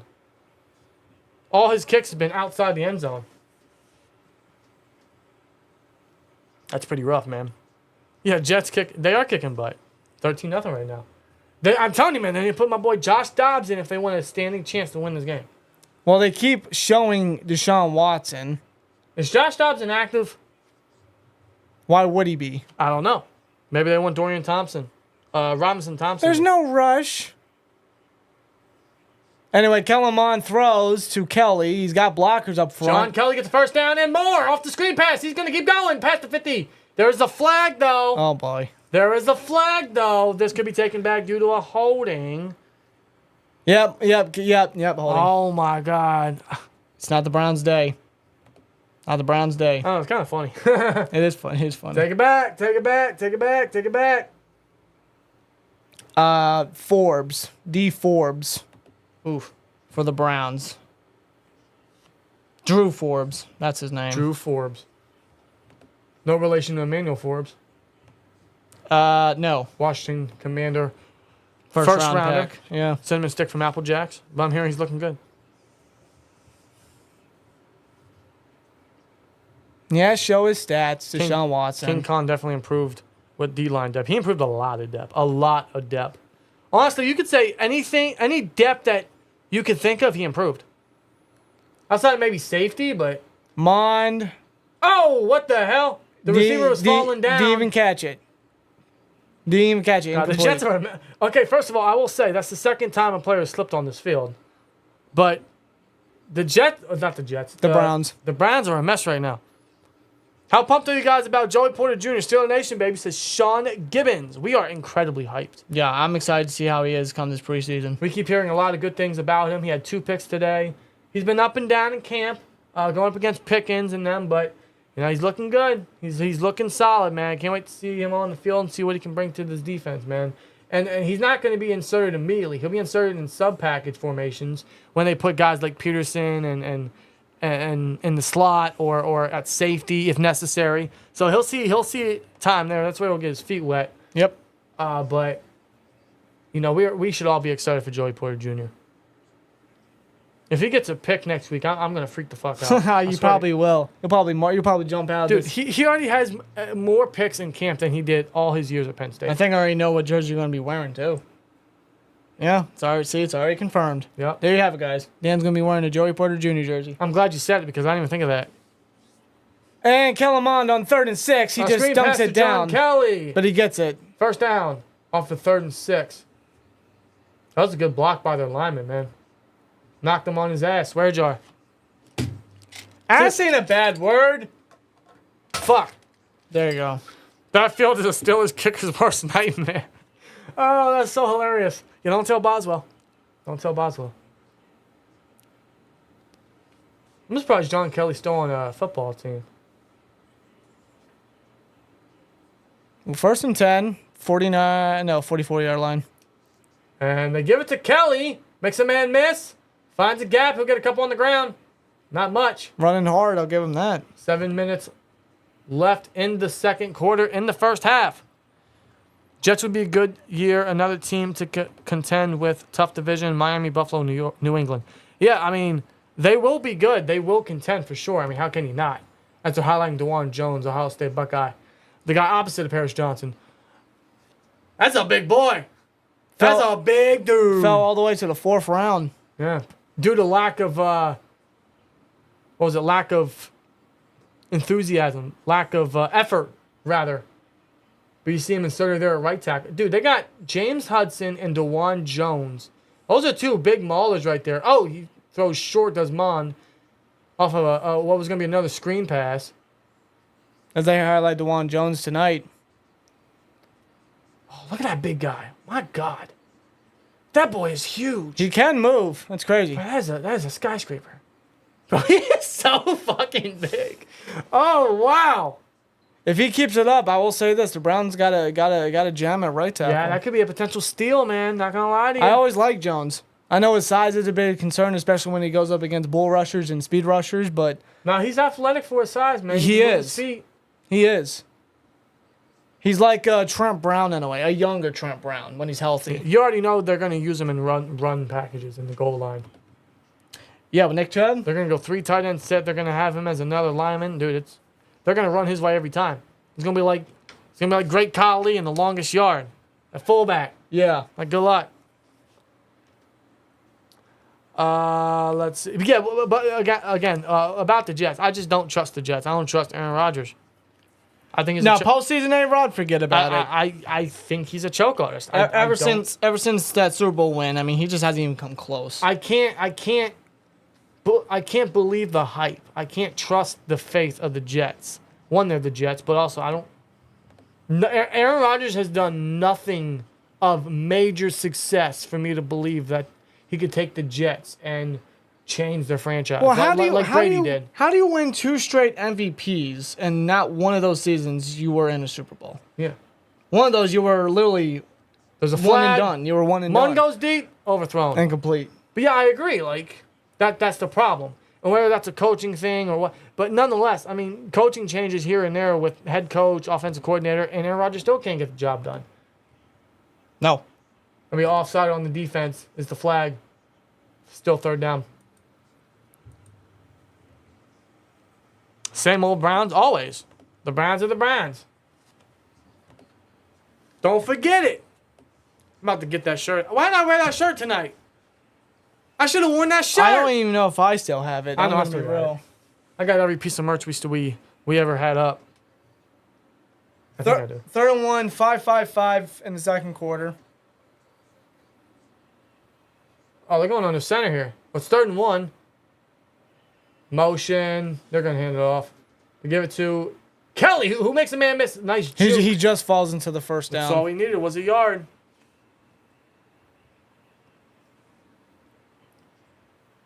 With some teams with retro jerseys, it would have been pretty cool for the Steelers to wear the white on white uniforms like back in the day. I agree. Dude, those 70s white jerseys, clean. Yeah, it just fits. You know, white is always like a bland color, but in jerseys and like football uniforms, bro, that slaps. Kind of like, look at the Jets tonight, right? They're wearing the white with the nice green helmets, right? That looks nice. That's a good uni mix. The Steelers all whites in the 70s, bro. Oh my God. Oh, it's fourth down. Oh, they made it with a sneak. They sneak it with Mon and he gets it. They made it with a sneak. There you go. Why don't you do that when you've punted? I'd love for them to bring out one of their initial jerseys, like the throwback they did, and what was it, 94? I want to say. Yeah, the original jerseys. It was like the was it like a jail cell design? Yeah, something like that with the Pittsburgh flag emblem. Yeah, the stripes. Yeah. Yeah, they could bring that out. How about the Batman ones where it's half gold, half black on the Weren't bottom? those the 50s or 60s jerseys, or was that before? I'd like for them to bring it back. Unpopular opinion. I wouldn't mind bringing back the Bumblebees. Unpopular opinion. I like those. I don't know if they're ever gonna come back. I don't think so either. Oh, they not sneak it. They screen it. Excuse me, with their tight end, but there's a flag on the play. Damn, Browns, just flags all around. This is a flag parade, bro. The Hall of Fame game is just flags. What's the flag here?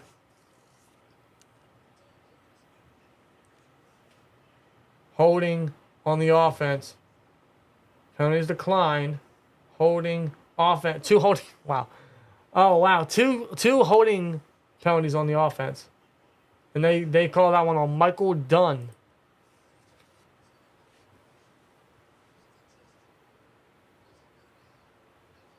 First and 20 for the Browns.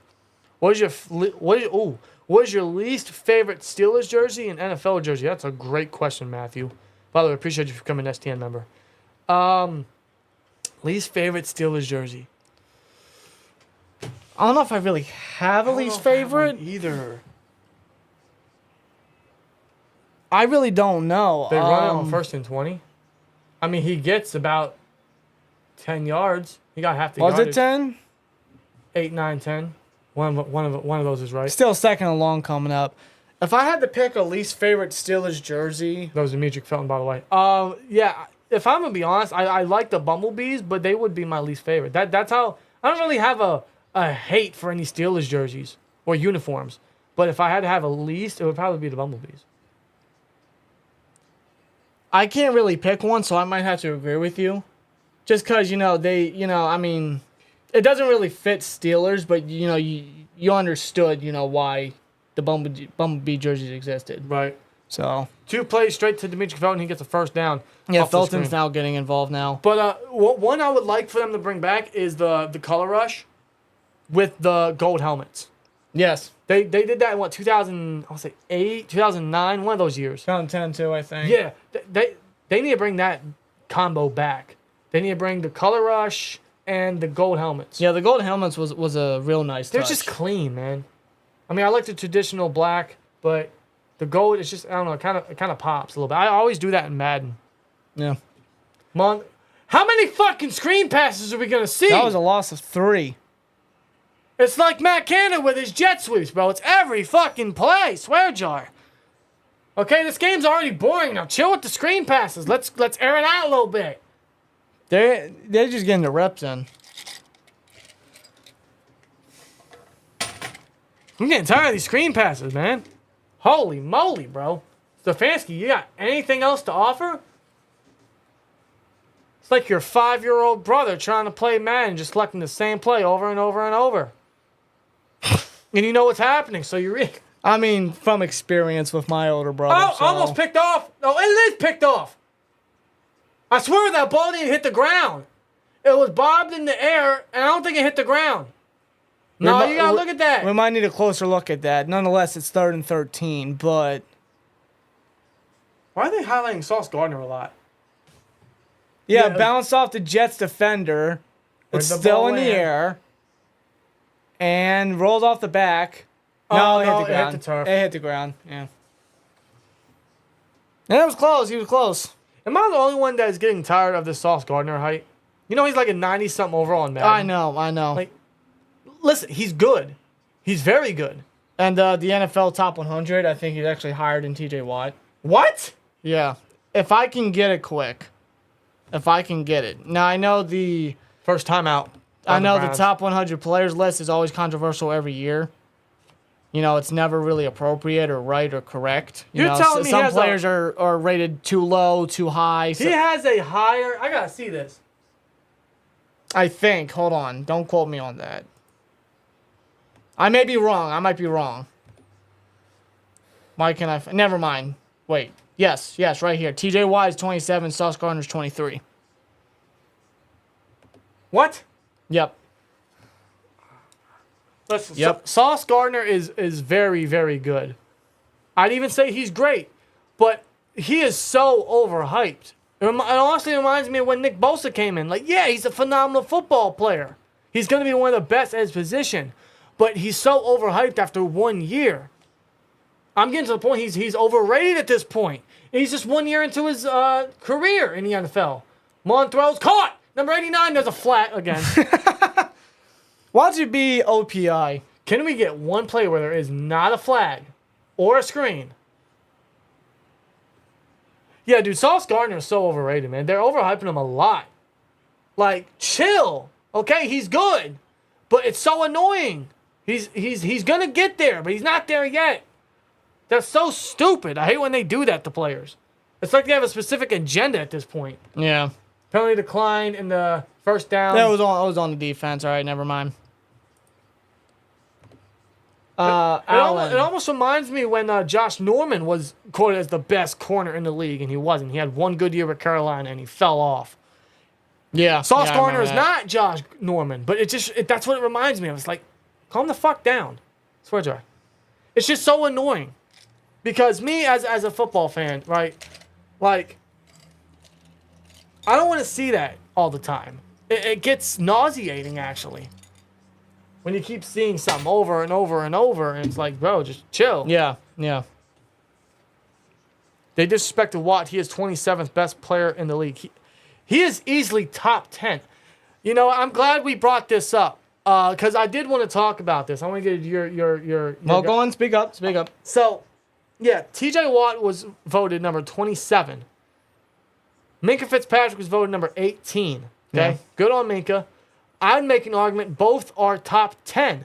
T.J. Watt, absolutely. Minka might just be out of it, okay?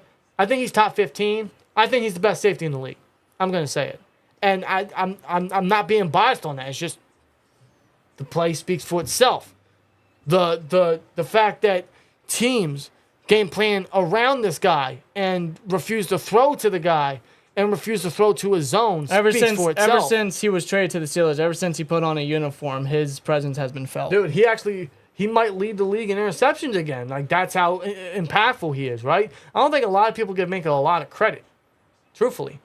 I mean... And not just his turnover ability, but just how dependable he is when it comes to tackling. Everything. His tackling has gone so much better. He's an all-around phenomenal football player. I mean, you could say Derwin James is up there and Jesse Bates. Yeah, of course. You know, they're Justin Simmons. They're fantastic safeties. Of course, and I'm not trying to, take anything away from them. Exactly. But Minka's number one in my book. I haven't seen someone have such an impact like that in a long time. And we can say that personally because we've experienced the worst in Steelers history when it comes to secondary. Yeah. So seeing what this guy has immediately brought into the defense speaks for itself. And he continues to do it. It makes me so happy that we have Minka, right? And who remembers that year when he actually led the team in tackles? Yeah. A safety leading the team in tackles is something that should not be the case. Never be the case. Like our inside linebackers, you guys already know who we had. They couldn't do their job, so Minka had to do their job for him. I think that alone just goes to show how dependable the freaking guy is. So putting him at 18 is very respectable. I'd say put him at top 15, but 18, that's a pill to swallow. Right. It's fine. But TJ Watt should be top 10. I know they based it on last year, and last year Watt was out most of the year, but he is a top 10 player. I don't care if he was hurt all last year. He is a top 10 player. He is. And he's better than Myles Garrett. And Myles Garrett was listed higher than Watt, which yeah. Everyone keeps saying Myles Garrett's better than TJ, and I don't agree with that. I just don't. I'm not taking anything away from Garrett. He's a phenomenal player, a great pass rusher. He's one of the best in the league, but he's not better than TJ Watt. He's not. He's not. And hell, when Watt was out, I mean, that presence, his absence alone, I think, proves he's a top 10 player. Dude. Because, yes, one man not a part of the defense, you know, it suffered. The defense suffered. Yeah. But you got to think of the players that we had on the defense last year. They didn't really do too good. The fill-in at edge, Malik Reed sucked. Bush sucked. Jack wasn't really that great. No. The other inside linebackers, not too good. Yeah, they definitely did TJ dirty at 27. Yeah. I mean, that list has always been one of those things. It's kind of like Madden ratings. Just, you know, you shouldn't get mad over it, but sometimes you do. But TJ Watt's top 10, and he's better than Myles Garrett. That's all I got to say about that. And you may think I'm biased in saying that, but I think the stats and the play on the field adds up. I think it speaks for itself. Let me ask you. Name me another guy that's going to tie his record. Let's be real. Watt broke the record. They just didn't count it. No. Let's be real. But name me another guy that's going to get up there to tie the record, even with an extra game. Exactly. I don't think anybody. No. The only person that was ever close to tying the record was Justin Houston, but that was what, 8 years before Watt tied the record. 2014, I think. Yeah. That was the year. And then Watt tied it 8 years later. And listen, Myles Garrett. Let's not forget, Watt had some lingering injury issues, and he still was that dominant. Yeah. I mean, Myles Garrett has almost 75 sacks in his career. I mean, I can't take nothing away from the guy. And you're right about that. If anything, Myles is probably the only guy that could probably even come close to tying Watt's record. Watt and Strahan's record, of course. And I'm not going to disagree that Myles Garrett was snubbed of a Defensive Player of the Year candidation, or I don't even know if he had any votes. But that says something when TJ Watt is at that realm and Myles Garrett isn't. Yeah. And they give it to John Kelly, who gets a touchdown. Touchdown, And the Browns- Cleveland. The Browns are on the board. 31 seconds left in the second quarter, and Browns are on the board. Took too fucking long. But that's it. 31 seconds left in the first half. Touchdown for the Browns. There you have it. But the list, man, I mean, of course they were going to take his name down a bit because of the injury. That's just how how the ratings go. I get it's based on last year, but if you're talking in the entire NFL, yeah, he's top 10. Just impact. He's top 10. No doubt about it. You know, I see a list where Watt is placed at number 4 best pass rusher in the league. I'm like, how? How's he 4? And I get it. Garrett, Bosa, Parsons, Max Crosby. I get it. I understand. All of them are fantastic pass rushers. But I don't think anybody, and this is completely unbiased, I am being honest, I don't think anybody's as impactful as TJ Watt. Yeah, and that showed last year. Let's be freaking real. That really showed last year. Hey, Sterling Lee's in the building. How you doing, my brother? How you doing, man? Sterling Lee, what's going on? What's up, boss? Eagles lost a shootout to the Chiefs. Control the clock. Exactly. Control it.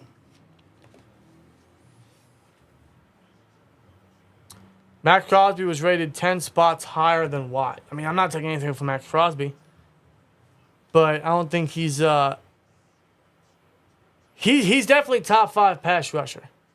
But 10 spots above Watt is just, I don't know. Yeah. Max Crosby, I'd say, is top 25 in the NFL. Oh, no Maybe doubt about top it. 20. No doubt about it. Because he's great. I mean, his sack numbers are great. They may not be too impressive to a lot of people, but his pressures are fucking insane. I mean, it's just unbelievable. And his journey has been fun to watch, how he's come back from, his personal issues and his demons. And just becoming the player he is, the man that he is. Dude, he's so It's an great. inspiring story. Like, again, his sack numbers may not pop off crazy. What do you have, like 12 and a half, 13 last year? That's still good, though. That's still very good. Especially for someone that was drafted in, the 4th round? The 4th round. If I'm not mistaken, I think I actually still have a picture because we were at Heinz Field, Exeter Stadium now. But we were there for the draft party that they were hosting. And I actually took a picture of Max Crosby's draft selection. I think I still have it somewhere. Do you really? It's actually pretty crazy. I got it on the cool. Titantron. That's kind of cool. Nothing much, fellas. Watching these clans back up, stink up the joint. Gotta love it. Gotta love it. Any time, even though it's preseason, it doesn't count. Any game. Tim Boyle, I think, passed down the middle to Erickson. Alex Erickson, the former Cincinnati Bengal. Good returnman. Now he's with the Jets. Yeah, see, the Jets are going to be aggressive here. With the 31 seconds, they're going to try to get some points. And the second timeout called by The Jets. 475 career touchdown passes. Fifth all-time for A-Rod. He's going to hit 500 maybe this year. He'll hit 500 this year, no doubt. Anytime the Browns or any AFC North rival loses, it's always a good time. And they're losing right now. And the Jets have a good chance of getting extra points on the board here. What yard line are they at if they stop showing A-Rod? Oh, they're 35, field goal range. They're in the Browns' 35-yard line already. Browns showing blitz. They back off, rush forward. Oh, he drops it. He dropped it. Brownlee. That may have been a good coverage play by number 38 of the Browns. But I think that receiver still had a chance to catch the football. No, he definitely did. 15 seconds left.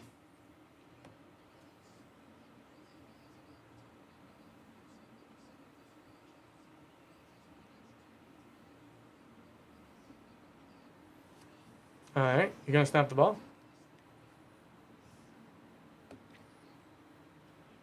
They're taking their time here. 2nd and 10, 35-yard line still. They can still get field goal. Oh, high snap. Boyle drops back, throws, left sideline, deep pass, end zone, and overthrown. Overthrew to Brownlee. They're really targeting Brownlee a lot. They're really giving the undrafted rookie an opportunity. Yeah. And then already crowded receiver room. As a matter of fact, I think that brings up a good talking point. I mean, for the Steelers wide receivers, man, for depth pieces, who do you think could make an impact in the preseason? Who can make a name for themselves?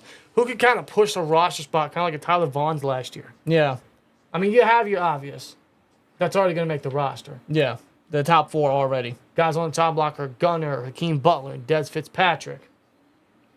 Do you think they could make an impact? A guy like Hakeem Butler had a rough day. Yeah, there's obviously still Miles Boykin in there. Miles Boykin, you're right. Special teams ace for the team there. Oh, Boyle.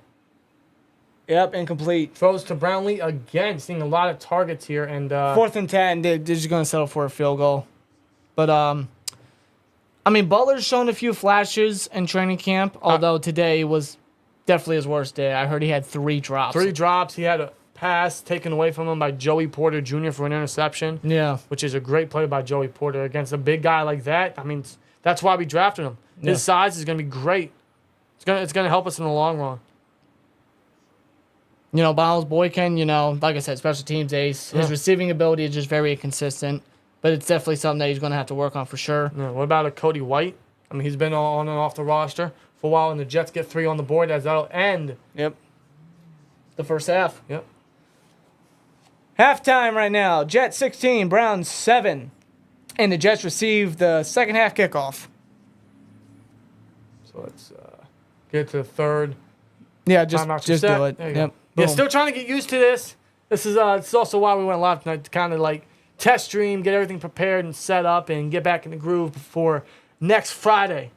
God, I can't fucking wait, man. I'm hyped. I'm sorry. Talking about this roster, talking about our depth, I want to see a guy like even Jordan Bird, an undrafted rookie. I want to see him get a long bomb from like Mason or something. I think that'd be fun. Get a return touchdown, show his speed and return ability. Maybe he's that dark horse. Kind of like a Matthew Sexton a couple years ago. Yeah. Yeah, definitely. Didn't he just sign with the Falcons? Yeah. Just shortly before the game, Sexton, who played for the Vipers, he's now a Falcon. Yeah. Good for him. Good for him as well. Yeah. Good for him indeed. Didn't remember Mark Gilbert from last year? Yeah, he also signed with the Dolphins. Dolphins? Yeah, considering Ramsey's injury, there's a big opportunity for a roster spot there. Mark Gilbert, he led the USFL in interceptions. Wow, I'm surprised we didn't try to give him a call back to Latrobe. Yeah, I know. I wouldn't mind that at all. I always liked them. It would have been nice, another tryout, another opportunity. Yeah, it would have been a great opportunity with Trice's injury. But hey, he's Miami bound now. No. Do you think the Steelers are done with free agents? Do you think they're bringing any more camp bodies? Do they pick up another? Not at the moment. Do you think they pick up a notable free agent? No, I don't think so. Not at the, unless something were to happen, knock on wood, really. But at the moment, I don't think so. I think they're just going to ride with who they got, see who takes grasp of that opportunity and just run with it. Yeah, that's true. By the way, I just can't believe Alex Highsmith is off the top 100 entirely. Yeah, I don't know how that happens. And, dude, actually, you know what? Whoever asked the question, who's your winner in camp this year, I said Allen Robinson. Man, that might be taken by Alex Highsmith. Yes, let's not forget. Nothing negative from Highsmith all camp. He's just winning. He's just he's showing that burst. He's showing that pass rush ability, that pressure. I mean, he's eating the tackles. In fact, I remember on Backed on Backers, right? Darnell Washington went up against Watt and held his own. Yeah, twice. He won both battles, but against Highsmith, he actually failed. Highsmith got him. I mean, it was a neck and neck sort of thing. They each won their own battles respectively, but Alex Highsmith's just eating. It's like he just upgraded to another level. It's like he's Super Saiyan himself. Yeah. Especially with that deadly spin move he's got. Dude. That's his weapon. Dude, he's going to be such a fun watch this year as well with Watt. If they both stay healthy, and we have so much great depth behind them. Nick Herbig, I'm hearing a lot of great things about. Marcus Golden's always been a very dependable vet guy. Yeah. I mean... Yeah, the edge depth is drastically different compared to the past 2 years. We can keep these guys fresh. Oh, wow, that's deadly. I mean, that is so important. Mm-hmm. Very. Everyone stays healthy, dude. This pass rush can eat. It can absolutely eat. Wow. And I stated this in previous episodes of the Steeler Culture podcast, but the amount of depth that Con has brought in, and the versatility that they all represent, you can get them in there and just swap and have them fill in so that everybody can have their share and maintain their health. They could do something very similar to what they did with Melvin Ingram a couple years back when they had him for a cup of coffee and they had him run in as an interior rusher. Yeah. So you have 3 edge rushers, but you have one running interior to help that interior push. And it reminds me when Vince Williams went here, when he would be that interior rusher because he was great in the pass rush. Yeah. That's something that they can... Him and Timmons both. Yeah, absolutely. So, and that's something that they can continue to work on with Herbig, with the inside linebackers. Alexander could work in there. Elena Roberts could work in there. If you want to mix in a Marcus Golden, I mean, you can swap in guys in and out. And or still use Mark effective. Robinson's speed because he's got that lightning fast speed and just get him blazing down there. He's been doing good on backers as well. Yeah, he's getting some second, even first team reps here and there. Yeah, he got first team reps today. Yeah. So, I mean, dude, there's so much to be excited about. That's why I can't wait till next week. I want to see some of these guys just shine. I really do. Yeah. And my dumbass is going to put money on the Steelers to win next week. You're going to bet on a preseason. Can you hold out to the regular season? No. Why? Because football's here and I need to bet. But this don't count. But if I win, it does count. Because I won money. You got a point, but you got to watch your gambling. Listen, we're going up against Baker Mayfield. I like my chances. Yeah, but what exactly are you going to bet on? Are you going to bet on the over, or are you going to bet what I'm going to bet on our money line. Just that. And maybe the over. And maybe the over. Well, just be wise, okay? I'm trying to make sure that you're wise with your decisions. I'll bet our money line. Spend it wisely. I'll bet our money line. I might put 20 on it. 20. Okay. Because if I win, I get whatever the total was plus that 20 back. If you say so. You do you. Just do it wisely. That's all I Now I have some reason to be invested in a preseason game outside of being excited for Steelers football. For fantasy football, Steelers wide receivers, Pickens or Johnson? Pickens. I mean, if you're talking a PPR league, probably Johnson. But yeah, it depends on exactly how you sort your football, your fantasy. But I'd say I'd go with Pickens. Yeah. Now, if you want a real gem, get Freiermuth. Yeah. He has a great chance of leading the team in receptions and potentially yards. Mostly receptions. How do you think Canada will utilize Allen Robinson? How big do you think his impact on the offense will be? Major. I don't know if a lot of people understand how important Allen Robinson is going to be because we said at the beginning of the watch party, yeah, I mean, we needed a vet guy in the receiver room. We needed a leader on offense. We needed that vet presence, right? But most importantly for Kenny, you needed a dependable target. You needed a vet target. You needed that slot weapon that Kenny will trust. And in camp, all offseason, they have been connecting. Their chemistry is growing. Once they get that on the football field, that's going to be lightning for this offense. Yes, it is. Like, I'm very confident in saying that. I think Allen Robinson can have a little bit of a resurgence if he stays healthy. And used properly by Canada. That's what's really important. Well, you already know how they're going to use him. Yeah.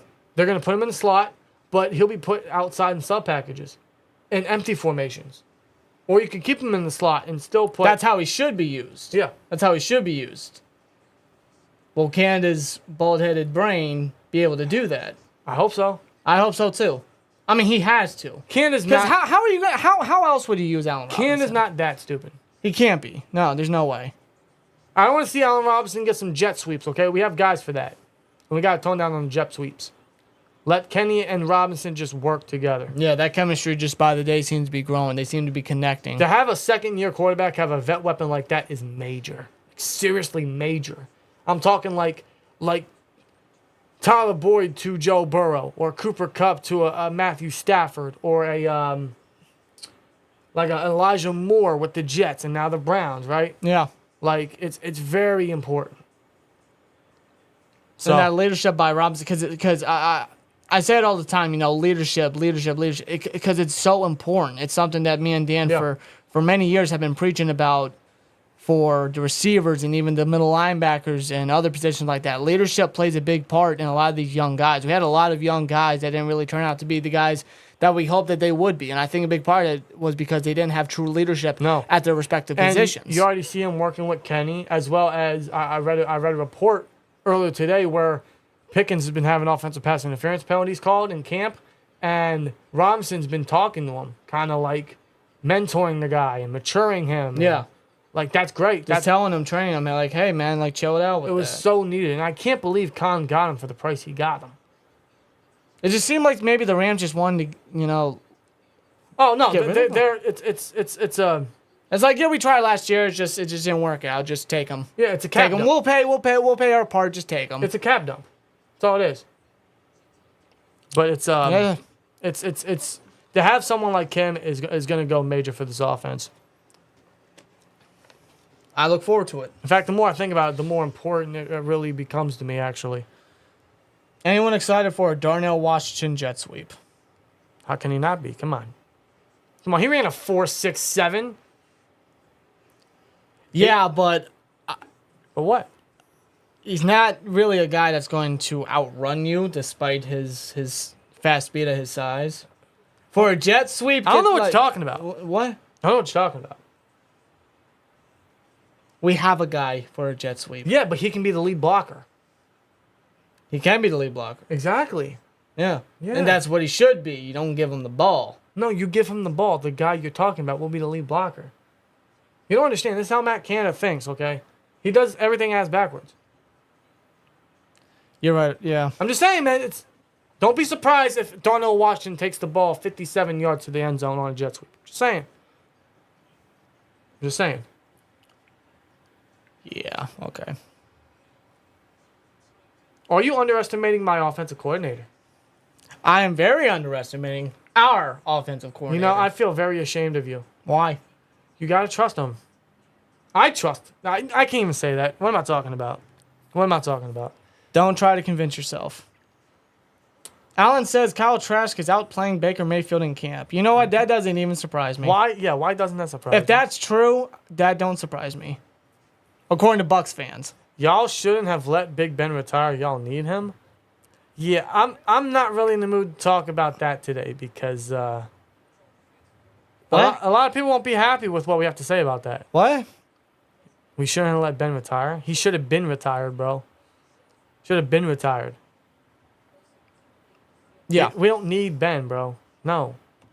That ship has been sailed. Let's be real. Ben didn't really do much in his last years. He didn't win us anything in his last years. Why do we need him now? What?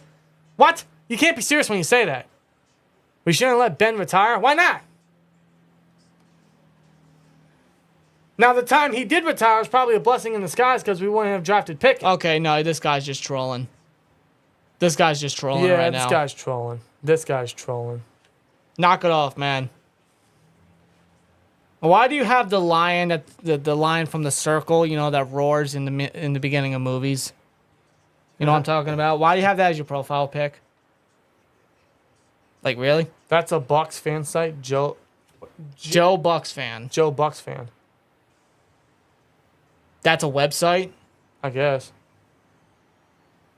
Offense was so boring in Ben's final years. Yeah, It was basic. It was so mediocre. They game because they knew of Ben's limitations because of his age. They game planned the simplest stuff, which was so ineffective. Ben was capable of certain stuff that he could do, but not consistently. No. That arm was shot. Everything was shot. He could barely run. Dude, the Steelers thought they could keep Ben and run the ball to win a Super Bowl. No, that maybe years ago, but not today. The last chance or the best chance. I always say this: the best chance was 2017. The last chance was 2020. Ben's last really great year. Yeah, 2017. 2018 was solid, but No, but 2017 was yeah, that was the prime. Yeah. Prime. I still can't believe they believed that Ben could have won it for us when he was so out his prime. I can't believe they really brought him back and tried to rely on a bum-ass O-line with terrible depth and mid-round picks. And I think even try to run the ball in a passing league. It's just, I think even Ben stated, the reason why he stayed so long was because of Art Rooney. Yeah, I mean, Colbert and Tomlin were ready to Ben walk away. Ben said, he felt that they were ready to move on from me, but Art Rooney had the last say, and he did not want me to go. That's the problem. That was the problem. He always gets the last say. Like, at the end of the day, the NFL, football is a business. And although a certain individual, like, for example, Troy Polamalu, dedicated his whole career, his life to this organization. And we are nothing but thankful to the freaking players that bled black and gold and did what they did and got us to where we are now. Yeah, especially Troy. But when there comes a time where, you just sense you got to hang it up, I mean, you just, like, it is what it is. Yeah. And I know it's difficult for players to tell that themselves. There's always that, I still got it in you. I mean, I'm sure Ben still feels that way himself. That's just how players view themselves. It's just the nature. I mean, you don't think Brady thinks he could still throw the football a little bit? But I mean, like, let's be real. Brady, he's done. He's done. Did he just hit his running back in the back with the football on a screen pass? I didn't see that. But you're right. He missed on so much family time. It cost him his marriage. It did. That was the talk of his season last year. It was nothing about his play style or how he managed to get the Bucks to the playoffs despite a losing record. No, it was his marriage falling apart. He lost out on a supermodel. Yeah. And now he's on dates with other Hollywood. Kim Kardashian. And I don't know. I don't keep track of it. I couldn't give a shit. I don't know. Swear, Joy. Under center are the Jets. Is Tim Ball still in there? Yeah, he is. They give it to Israel. I keep calling him Israel because I can't pronounce his last name. That's a gain of 4 right there, I want to say.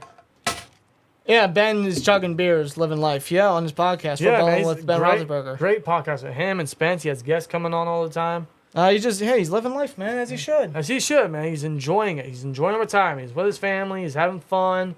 He's doing what he can do. He's still doing his radio thing. Yeah, Ben's a big beer guy, man. Maynard Maniac. Yeah, Ben's a big beer guy.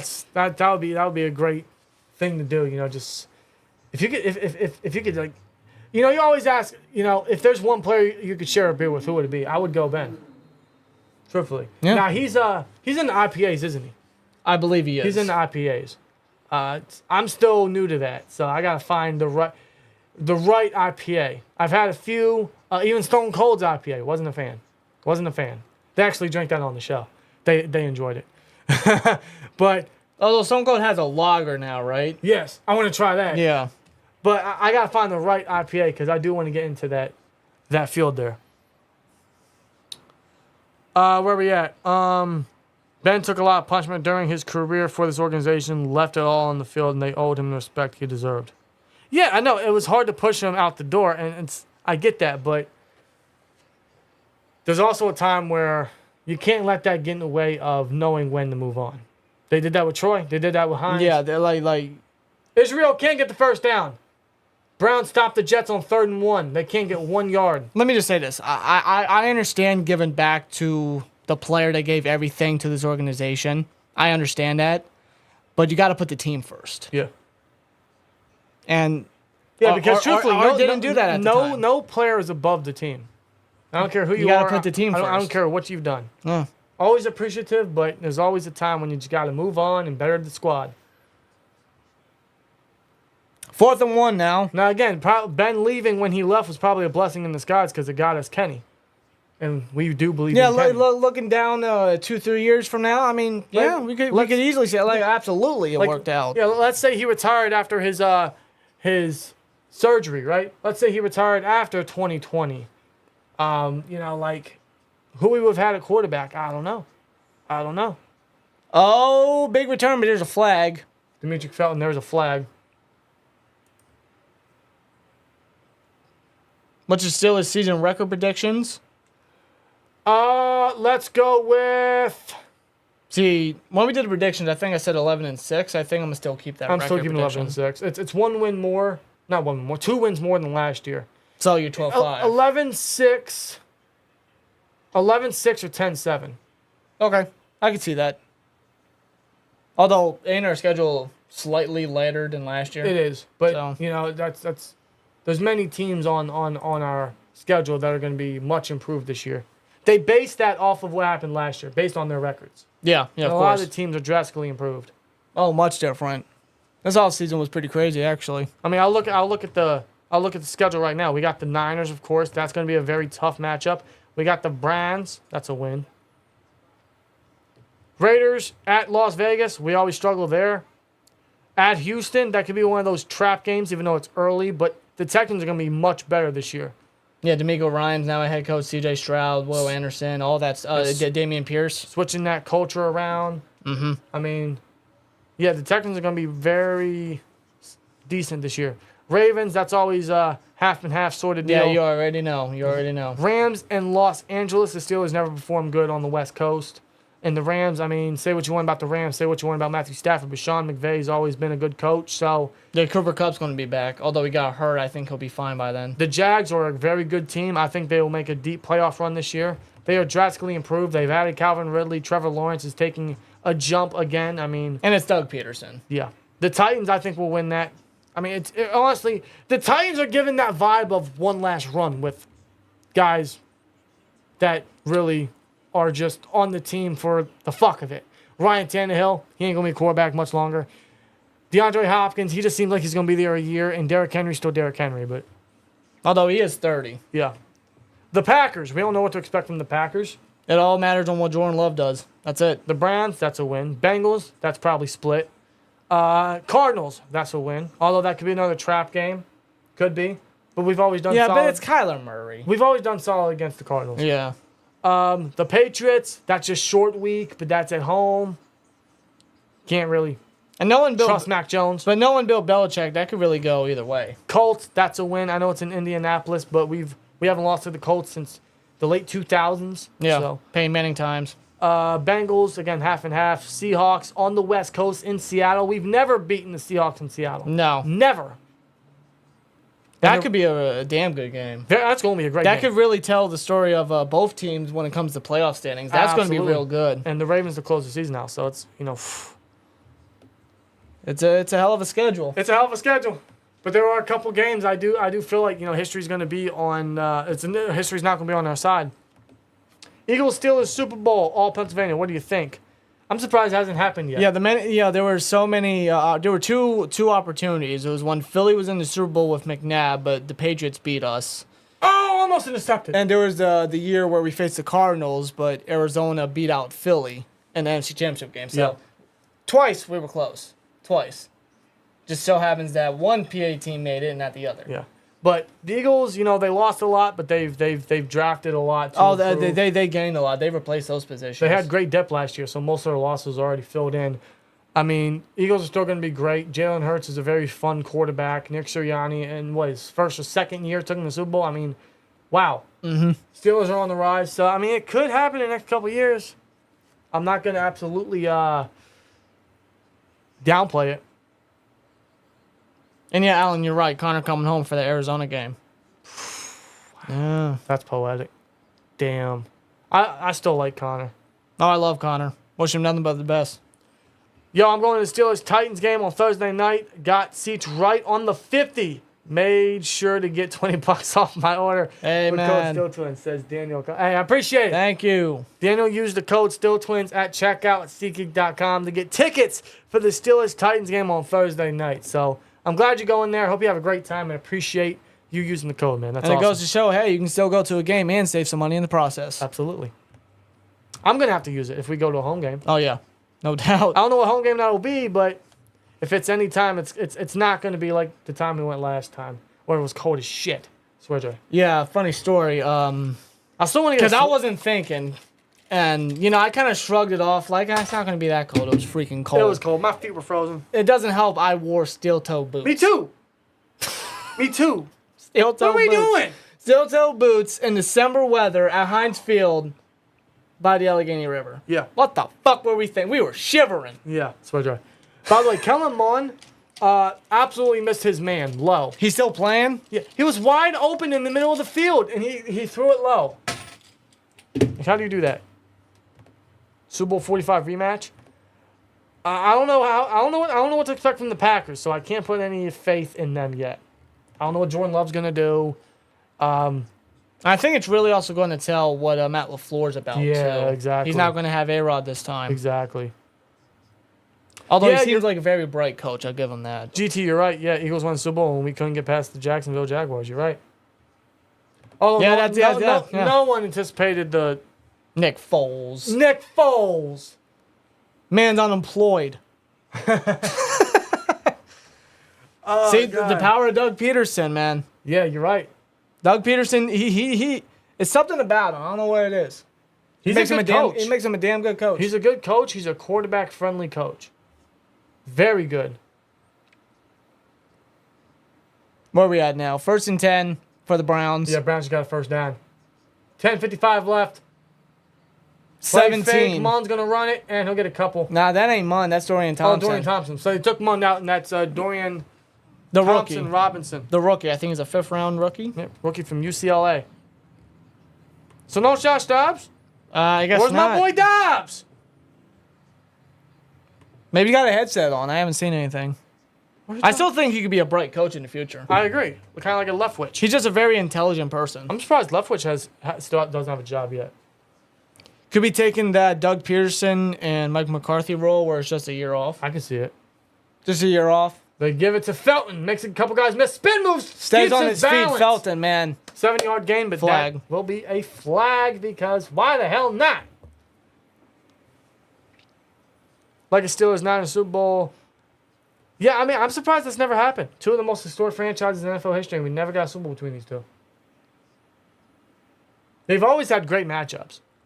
Hell, I still remember 2015. What was it, week 2, week 3? It was in San Francisco, man. That was the game that Ryan Shazier made his name. He had 15 tackles. He had a sack on Kaepernick. Everywhere the ball was, Shazier was there. That's the game he made his name. Now, he got hurt that same game. He had a shoulder injury. He was out the next couple weeks. But, gosh, Shazier was everywhere. I still remember that game. Ben threw a deep shot to Hayward Bay for a touchdown. AB had a great game. Whoa, what is Thompson doing? There's a flag. That's a late hit.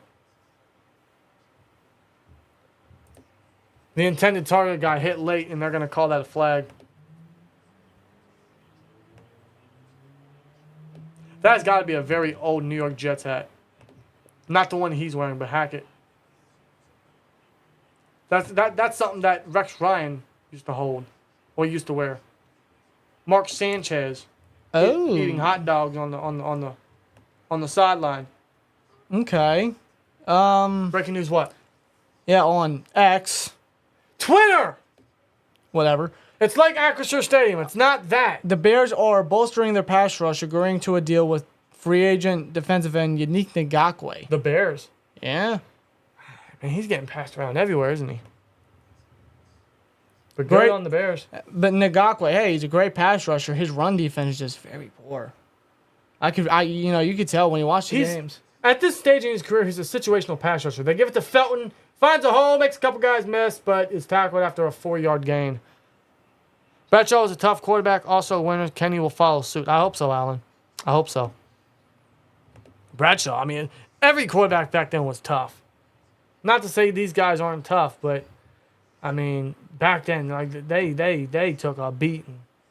Staubach, Bart Starr, Bradshaw. I mean, the list goes on.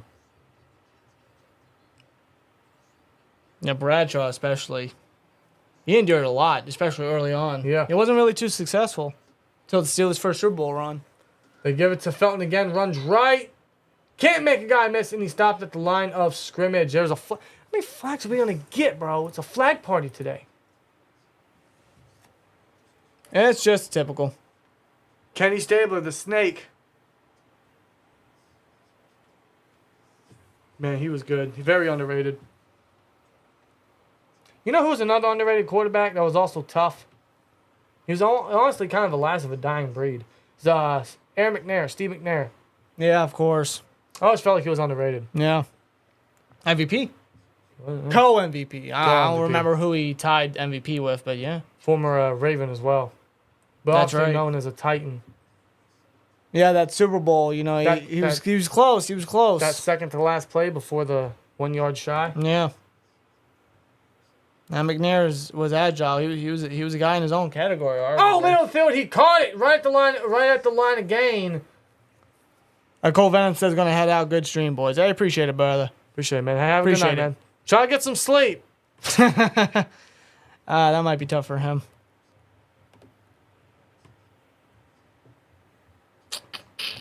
Mike Harley was the guy that caught that pass by Dorian Thompson there.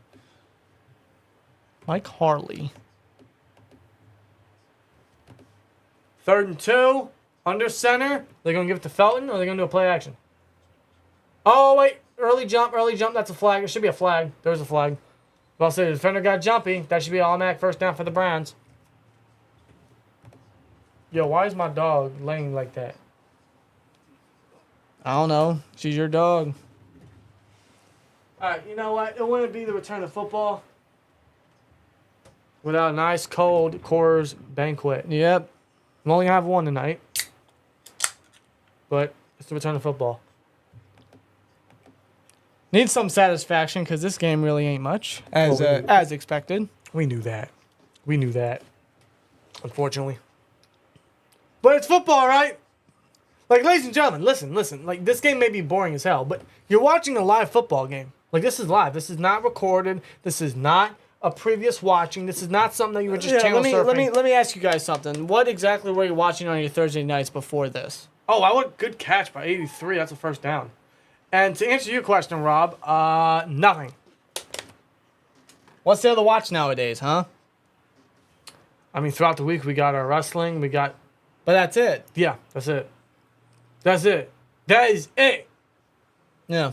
We're spending 2 hours trying to find something to watch on streaming platforms just to fall asleep. That's because we've seen everything. I know. And they're not adding anything. No, they're not. It's just quiet. I'm still waiting for Stranger Things, man. And there's another flag. Well, you know that ain't until next year.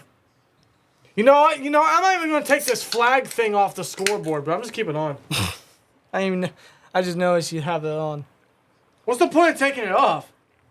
How many flags we got? Can we get the run the ball soundbite? Cam, I got you. But in order to do that, I got to get up. But I'll play it for you. We should have moved it, but, you know. It is what it is. Do you know which button it is? I think there's only one. Double check, because I don't want you to hit the wrong thing. Not even here. Bullshit! It's not here. Bullshit. It's not here. No. I didn't take it off. It's not here. It is on there. It's not here. You're lying to me. Why would it not be there? Uh-oh. What do you mean, uh-oh? It's not there. All right, I'll have to run the ball. We fucked up. We'll do that next week. I didn't fuck up. All right, we'll do that next week for the Steelers game, but I'll give you this. How about we how about we move it over here so we actually have control of it? You know what I'm saying? Yeah, but Bob. What? The cord. What about the cord? There's not enough length. Oh, Jesus Christ. Bullshit. Here, I'll give you this soundbite. Yeah. Just because, Coach T. We do not care. We do not care, yeah. That's all I can give you for now. That actually disappoints me. I gotta add that.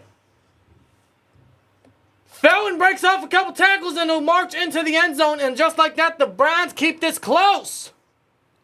For now. But they keep it close. I mean, they're getting up there. The Browns keep this close. Oh, my God. We got a game, folks. We got something to actually kind of look forward to. Rushing touchdown by Demetric Felton. The Swiss Army knife for the Browns offense. I've always liked Felton. Didn't he come out of UCLA as well? I think he did. He's a hybrid running back receiver threat. Yeah. He's such a clean route runner. I don't know why they don't use him in that aspect that much. How do you feel about Taylor Swift breaking the all-time attendance record at Acrisure Stadium? Wait, who? Taylor Swift. Oh, I don't give a shit. Because Swift's fan base is like ultra huge. I mean, I don't listen to Taylor Swift. I'm not a Taylor Swift fan, but it doesn't. I didn't even like me. her when she was in country music, bro. Like, I can't name one Taylor Swift song after. I'm not even gonna sing it. Getting Back Together, that song. That you song? do not want to hear me sing. You never heard of Ground? Cold Hard Ground? No. Shake It Off? Oh, that. But whatever. What came first? I I don't know either. I don't listen to Taylor Swift, bro. Neither do I. I don't have her on my Spotify playlist. I don't have her as one of my liked artists. I don't. I couldn't give a shit. Yeah, she got the most attended audience in Heinz Field. Good for her. And apparently, I also heard she had a concert happen in Seattle, or not Seattle, somewhere in Washington. Yeah. And apparently, it was so chaotic that it actually caused 2 earthquakes to happen. It was like low magnitude, so it really didn't cause much damage, but apparently 2 earthquakes happened. Wow. That's how crazy her fan base is, apparently. Well, But I don't listen to her. That's good for her. I know a handful of songs. I don't know the titles, but if you were to say a lyric, I know it. Yeah. I don't have artists that I truly really listen to, you know? Like I have a couple songs from artists. Like you tell me an artist and I can name a couple songs. You know, there's not someone that I religiously listen to. I mean, maybe a couple bands, maybe like M. I mean, Michael Jackson. I mean, because I grew up on that. There's a couple country stars I really like. No one today, but that's it. Like I'll just have a bunch of songs that I like from several artists that I'll add to my playlist. Yeah. There's a couple albums I'll buy. There's a couple albums I'll definitely listen to. That's about it. Ryan, yes, we watch pro wrestling. Yes. Fun fact, we're actually like more. Let me rephrase that. We were wrestling fans before Steelers fans. Let me just say that. Yeah. But yeah, we do Like watch. like when we were younger, it was literally nothing but pro wrestling, nothing but WWE. Yeah. I mean, Raw, SmackDown, all that stuff. I mean, we still watch it on a weekly basis. We catch up on the shows. AEW's been hitting it lately. Last night's Dynamite was good. Collision's going to be nice. Money in the Bank's this weekend. SummerSlam. Yeah, why am I thinking Money in the Bank? My bad. SummerSlam, yeah. SummerSlam. I'll watch I'm not SummerSlam. used to SummerSlam this early in August. We're definitely going to watch All In. I mean, Yeah, we ain't missing that. no. I mean, we could talk wrestling anytime, any day, all day, honestly. But Yeah. Pro wrestling is a passion for us. It's something we like to enjoy. Something it's we always like to been watch. it's always been an escape. Yeah. And certain decisions still piss us off. I mean, that's just the fan in us. But $10.5 million for Unique Ngakwe? What? That's how Wow. much they're paying him? Wow. I know the edge rush market is massive, but holy hell. Sheesh. 1 year, 10.5. Wow. Good Lord. They're interviewing DeMarcus Ware as the Jets will get a first down. Number 49 gets the first down there. Who is number 49? Again, I'm not very familiar with these rosters. When it comes to the Steelers games, we'll be obviously a lot more knowledgeable because we put more effort into knowing who they are. Number 49 is E.J. Jenkins. One of their many tight ends. Oh, look at that. Talking about Demaryius Thomas, excuse me. Yeah. That's still shocking. Yeah. I couldn't believe we it. grew up watching them. Yeah. A lot of us did. Oh, big hit. I'm going to have to bring up bad memories, but we know what happened in that playoff game. But him and Manning were such a deadly duo. Oh, my God. Took his career to a whole different level. Yeah. Was just one of the best in the league. Yeah, he was. Damn, man.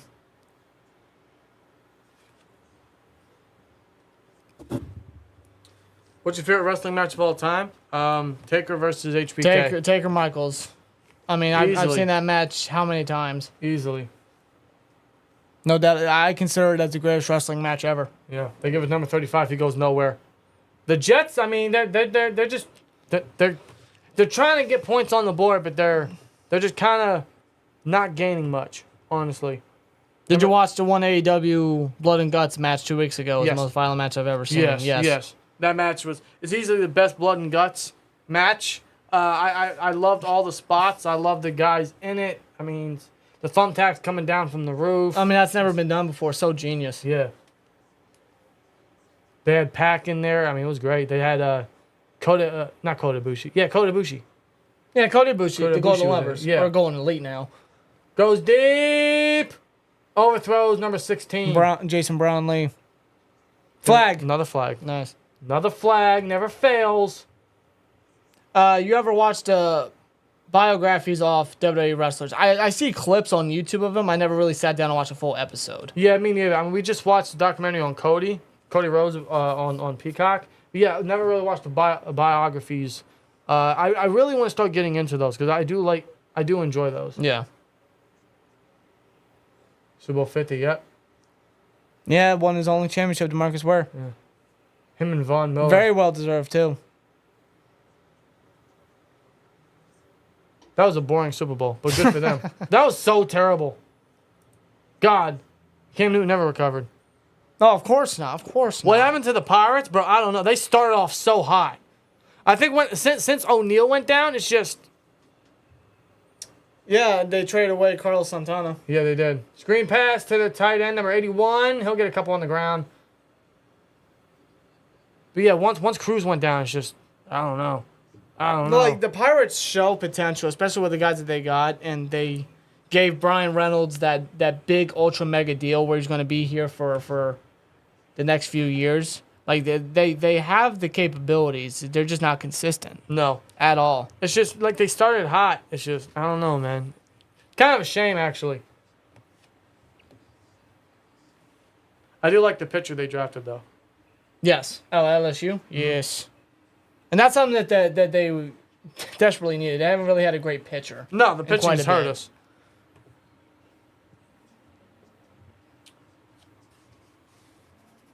Who do you think are the Steelers' best 5 linebackers all time? Oh, good question. Daniel, great You question. got 2 of them on the wall here. Well, no particular order. Lambert, Ham. Oh, you talking inside or outside? Or are we talking just straight linebacker? Linebacker. I mean, that's Lambert. That's why I'm going with. Lambert, Ham, Harrison. This is where it gets tough because there's a lot. Would you put Watt in there already? Yes. Why? There's 4. So number 5 can be anyone. It could be. They wrap them up real quick on 3rd and 3, and the Jets offense will come off the field. I mean, there's Kirkland, there's Gilden, there's Kevin Green, there's another one from the 90s. Chad Brown is his name. Yeah, part of Blitzburg. So many. James Ferrier. Ferrier, of course. Timmons, I feel like he's underrated up there. Timmons, Lamar Woodley. Bro, there's so many. Too many. I know there's a lot of names I'm not thinking of either. That's how deep linebacker is. But Lambert, Ham, did they go for it? The Jets went for it. Okay, well, the Browns take over. Yep. Oh, God. Lambert, Jets. Ham, Harrison, Watt. Yeah, there's no particular order. Number 5. Probably Greg Lloyd. Oh, that's a good one. I mean, you got to put Greg Lloyd, number 95. That's a good one.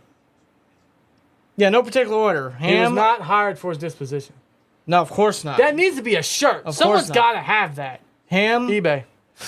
Ham, Lambert, Watt, Harrison, Lloyd. Boom. Speaking of eBay, and I gotta agree. Speaking of eBay, you know they have a Franco's pizza box? Not with the actual pizza. Someone ate it. But Yeah, because I'm going to want a moldy pizza. Can you find it? hold on. I'm gonna see if I can find this Greg Lloyd. I mean, it's crazy enough. We got cereal from 1994. Yeah, man. Wheaties. I don't know if you can see it. Probably not. I might go and get it. I don't know. Okay, so they have a photo of him wearing the shirt. Where did they not have the shirts? I don't know if they do or not. Fuck. Anyway. You could probably only get a picture of the shirt.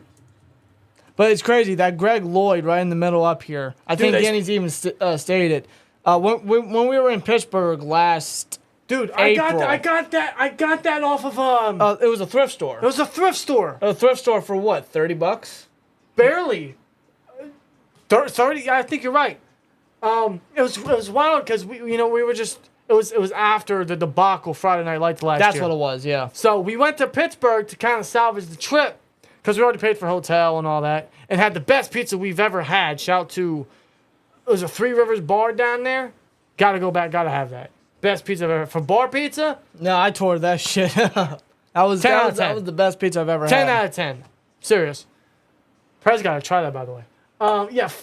So we got that at a thrift store. We were going thrift store to see what we could get. That's where we got these Watt shirts and the Kenny Pickett shirt and the Kenny Pickett towel.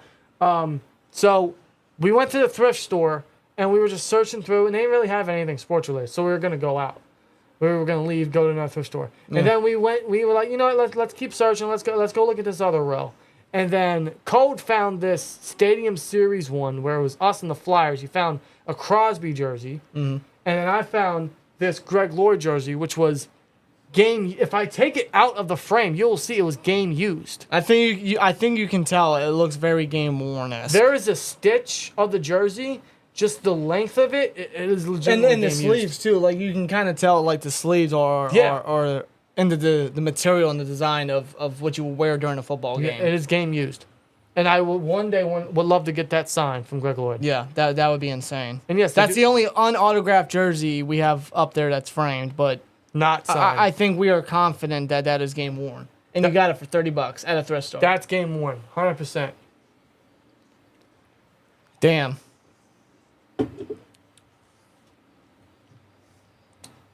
Remember that one Hell in a Cell match between Undertaker and Mankind in Pittsburgh? Yeah. And the old, what they call it? Igloo, yeah. Igloo. Before they tore it down.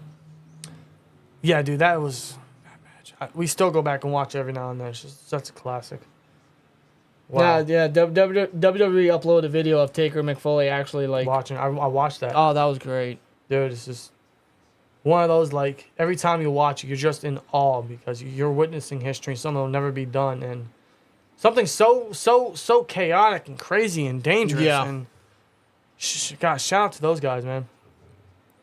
Broncos fan here. I remember when Demaryius Thomas caught a pass from Tim Tebow in early 2012 in the Broncos Steelers AFC wildcard game. I was so happy when we won. I remember that very vividly. Yeah, I remember watching it. We were watching it with our brother, right?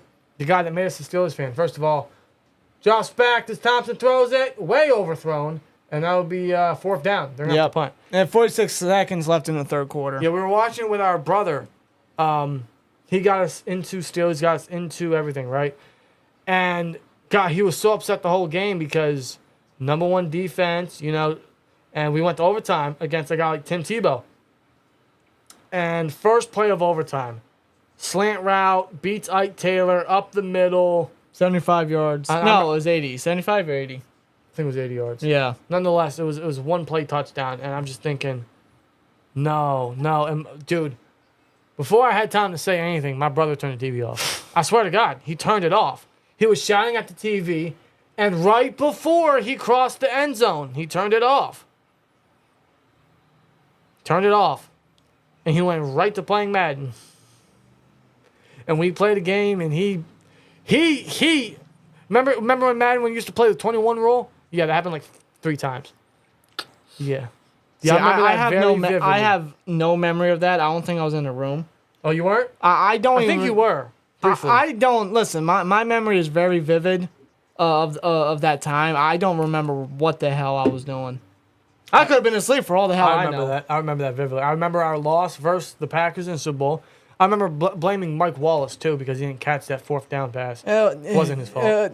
It was Wasn't his not fault. one individual's fault. No, it was Mendenhall fumbled. Ben played like shit. He threw a pick six. The defense sucked. William Gay got cooked by Jordy Nelson. I mean, The whole team was just not on point in that game. no, it was not. I remember that. I remember the Harrison pick six. I remember the Tim Tebow play. I remember the Troy pick six. That's what made me a fan. Yeah, I mean, I remember a lot. And it wasn't up until 2014 where we started passionately watching every game every week. Yeah. And since then, we have not missed one game. Not one game. Work can try to get in the way, but they ain't. They ain't gonna get away with my fandom. They ain't gonna get away in this channel. I'll tell That you Patriots right game, 2017. 18. Yeah, 2018. now. Dude, we a couple weeks into that job, we called off to see that game. It was Pittsburgh, it was the Steelers, and Patriots at Heinz Field in Pittsburgh. We called off the week Where the season was on the line. Playoff hopes were on the line. the week prior. We lost to the Raiders, who were the worst team in the league that year. And arguably tanking. And we called off the week after for the Steelers-Patriots game at Heinz Field, which thank God we did because that was one of the most satisfying wins I can remember as a Steelers fan because we finally beat Brady. We finally beat him in Pittsburgh. That was the best win of the season. We didn't go to the playoffs that year, but that was like my Super Bowl that year. Just because we couldn't beat Brady and we did that year. That pick that Hayden got will forever be somehow cherished. That's a photo that needs framed in the background. Yeah. I'm serious. It's a hell of a moment. We do play next Friday. We play the Bucs Bucs next Friday, in Tampa. That's when Steelers football is officially back.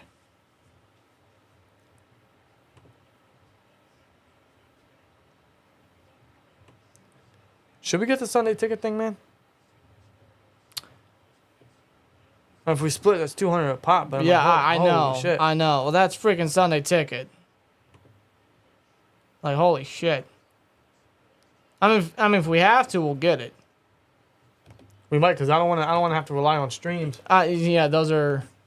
That's why I got DirecTV last They're year. not that dependable. Because they gave us a Sunday ticket package for free if we got DirecTV. So I was like, fuck it.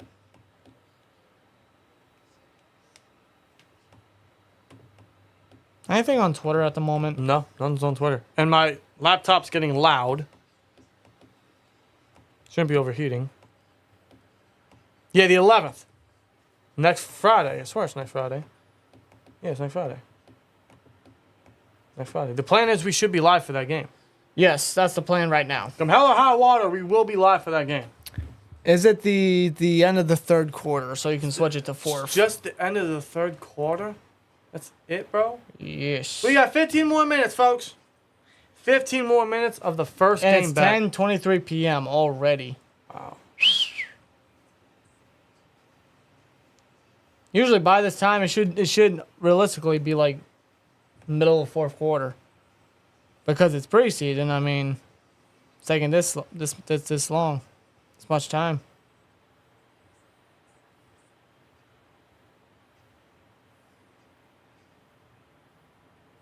There's just nothing on X. It's Twitter. No one's calling it X. Repost. Post. No, it's a tweet and a retweet. No one ever. Oh, hey, wait a minute. Did you see that video on X? Wait, what? No. Twitter. Oh. So you're telling me when I upload a video on X, it's now an X video?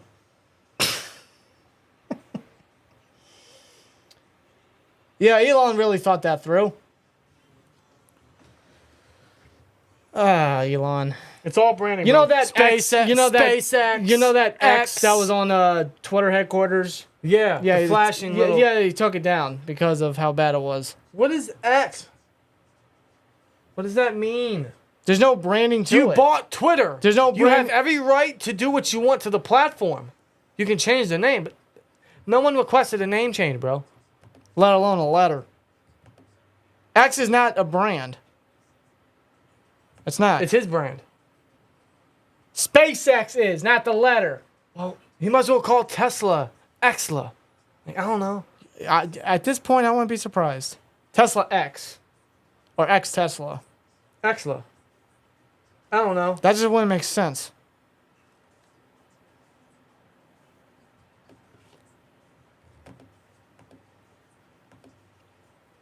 Times are changing, and not for the better. No, it hasn't been that way for a while, bro. God. Yes, GT, this game is dragging. Dude, imagine in 10 years, right? It's still named X. And then we're here still calling it Twitter. Just like Acrisure Stadium. I'm going to forever call it Heinz Field. From 10 years from now, there'll be 10-year-olds saying, "What's that?" And I'll just be like, fuck, I'm old. See, I was gonna mess around with you with the Acrisure thing, but I'm starting to agree with you. Where's that? It's right. It's down there. It's down Heinz there. Field forever. Yeah, you can see right here a little bit above the Steelers. Yeah, You'll never see me call it Heinz Field unless I'm referencing. It is Heinz Field. It is Heinz Field. I'm never letting that go, man.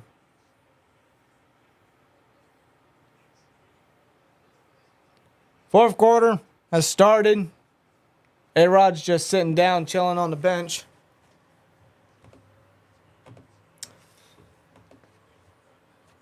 $16, $14, 15 minutes left. Still got a whole quarter, folks. I just hope this mic... Did they go to commercial? Yeah, this is dragging. It did. Why are you going back to a commercial? You know, I gotta get up at 5:30. Jesus Christ, you should probably get to bed. Nah, man. I'm gonna stay up and watch the Browns lose. How about that? That's where my interest the way the Jets are playing. I mean, I don't know. I don't know either. I don't know. Dorian Thompson Robinson. He's gonna pull off a comeback. No, they need to put in Dobbs, bro. Dobbs ain't coming in. Dobbs has a bunch of preseason comebacks. Well, why would they put Dobbs in when Dorian Thompson Robinson just delivered a 93-yard touchdown? Why have Dobbs when he's been in the league for how many years now and not play him? That's like when we had Chris Oladukin last year and he saw nothing. And he's the only rookie last year to have a Super Bowl ring. Don't ask me, ask the Browns. Because Dobbs ain't that bad.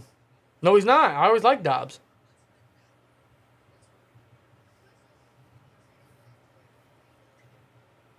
I will not say what I thought he was going to be after we drafted him because that is one of poor take that aged like milk. But, I still like Dobbs. Yeah. Mr. Rocket Scientist. Maybe he can talk to Elon. Maybe he already has. Dude, who knows? I'm just saying. Man. He's into that rocket science thing, bro. I know he is. Does he have a diploma or something for that? I think so. I think that's what he went to Tennessee for. Yeah. Not to just play football, but yeah, for that. Space science or whatever degree it is. You know, if he doesn't want to get into coaching, you know, that's definitely a career. Oh, absolutely. Big time. You know it's a mission. It's a good career too. You know it's a mission for him to go to space, go on the moon. Yeah, Thursday, September 7th at 7, or more like 8. The Lions versus the Chiefs. They are really buying into the Lions hype to have them open against the Chiefs. Well, they were they weren't number 1, were they? They were second in division. Yeah. They just missed the playoffs. Well, I mean offense, not division. Oh, offense? Oh, yes, they were up there. Yeah. Yeah, because I think Chiefs were number 1 still. Yeah. And dude, I gotta agree. I'm buying into the Lions hype. Now Dan Campbell is really turning that team around. He had a lot to the defense too. I think Jared Goff showed last year he's very underappreciated, even by the Rams. You know, I mean, granted, what they traded, they got in reward. They won a Super Bowl. Yeah, they got a return on investment. They drafted Gibbs. That's dirty for their offense. Their secondary is drastically improved with Cam Sutton and Brian Branch and Chauncey Gardner-Johnson. They still have Kirby Joseph up there. Yeah. Dirty, man. So clean. Zach Thomas. Yeah. Legendary Dolphins linebacker. Yep. You don't talk about old school thumper. That was Zach Thomas. Oh, most of these guys were. Come on. Yeah. Come on. They don't make them like they used to. How we grew up. What we used to watch. Ryan with a $2 super chat. Thank you, Ryan. He asked, how your summer going for both of you? Pretty solid. Work is absolutely working the shit out of us, but other than that, summer's flying. It's hot, but If it's I'm flying. going to be honest, I do not like summer. I'm not a summer guy myself. We I much prefer the fall spooky weather, the cool weather, Yeah. like the 50-degree weather. Yeah. Where it's just a nice cool and breezy, and you just... Like, you remember as a kid when you woke up for the school bus or whatever, or for your parents to take you to school, and you just feel that breeze hit you. It's like a bit of nostalgia. It's hoodie season.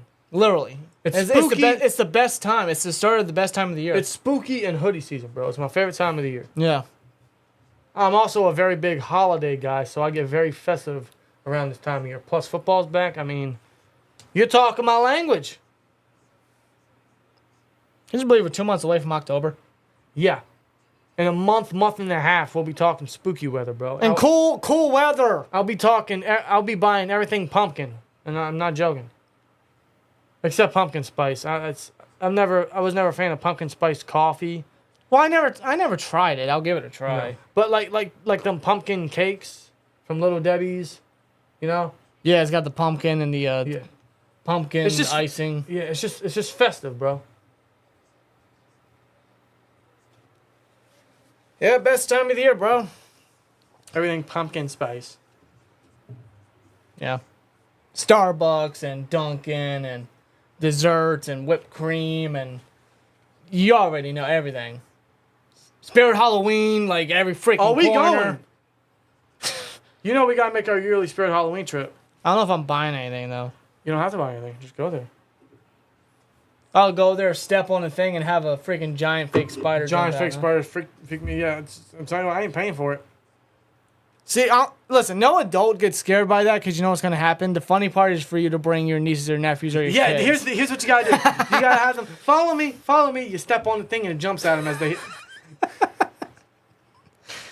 Oh, man.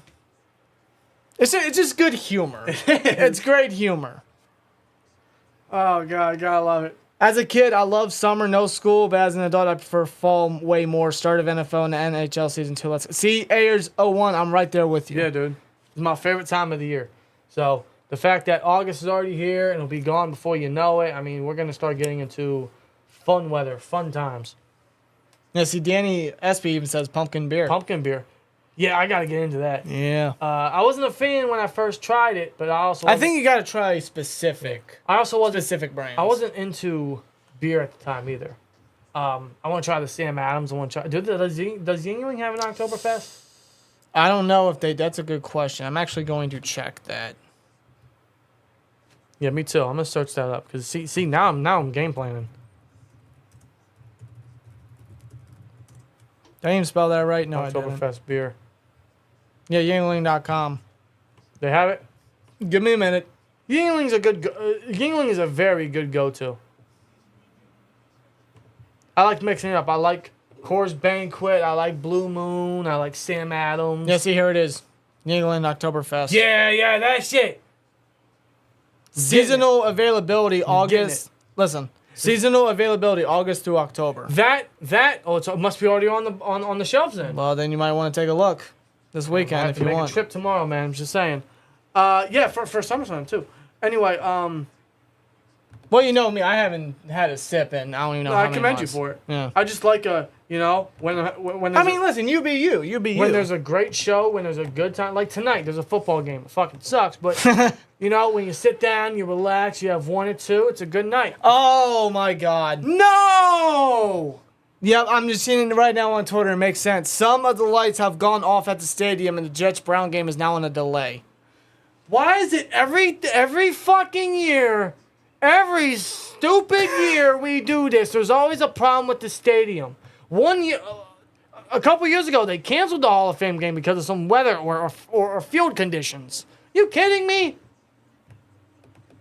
Are you kidding See, me? look, now pictures of A-Rod in the dark, and now, because his dark retreat, Yeah. Remember what he did? Dude, just have everyone turn on their fucking camera flashlights. Well, A-Rod, this is what you wanted, now you're back in the dark. Use our lighting. This is what A-Rod wanted, and now he's back in the dark. So this game is on a delay, folks. The fourth quarter hasn't even started. Wow, bro. Wow. My laptop's dying. I might have to charge it. You guys going to any Halloween events? We don't know yet. We don't know yet. Typically, we go out and dress up, trick or treat with the kiddos. We don't get any candy because, I mean, we're too old for that. So there's a bunch of people, but seriously, we are. It's for the kids, yeah. But no, we go out and dress up, have some fun. Fuck around. Like, I'll wear a creepy ass Art. I'll wear an Art the Clown costume and like honk the horn and just mess around and it'll be a fun time. See, every year I would always be like Jason or whatever because I'm a big Friday the 13th kind of guy. But this year, because last year I actually bought a shirt. It was too late to wear, but I bought a shirt because it was on clearance. It's a shirt that actually says, "This is my Halloween costume." I might just wear that this year. I might mix it up this year as well. No, other than that, I mean, Field of Screams, we've never been there, but honestly, we probably won't have the time for it. I was never really a big, festival kind of, not festival, like a, I guess you could say carnival in a way, supposedly. Well, carnival Field of kinda Screams, you gotta go to at least once. Y'all gonna buy Madden 24? I'll probably buy it. Nope. I'll probably buy I it. ain't playing it. I buy it every year. I'll probably buy it. Yeah, it's a waste of your money. It probably is.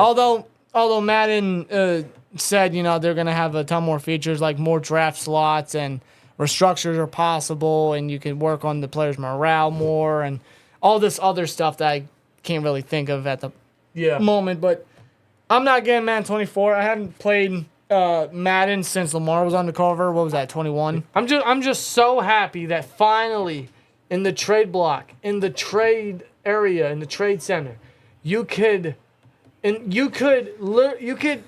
more than 3 options for once, right?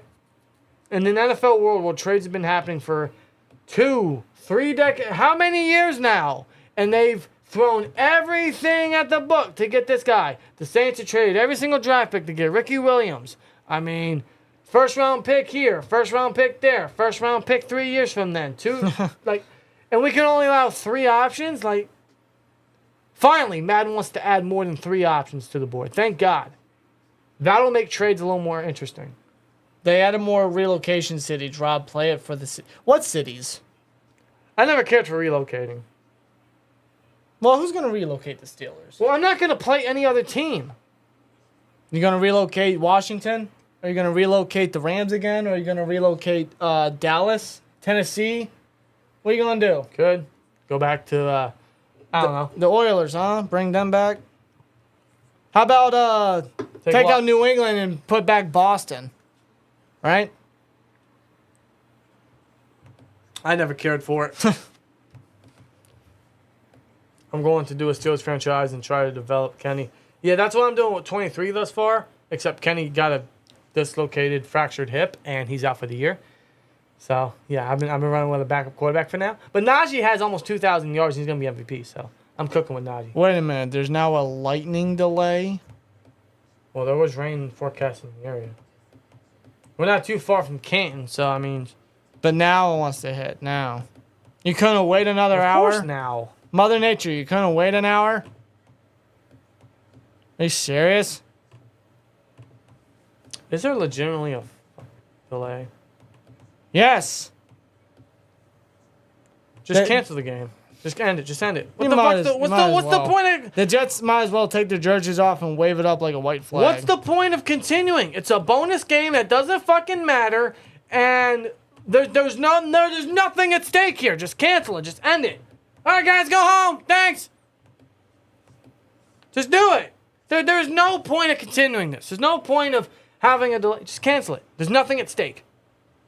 Nothing at stake. It's a bonus game that means nothing.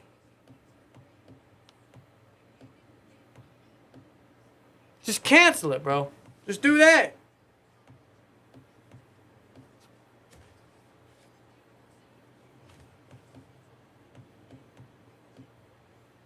This is hilarious. This would happen on the day that football comes back. All right.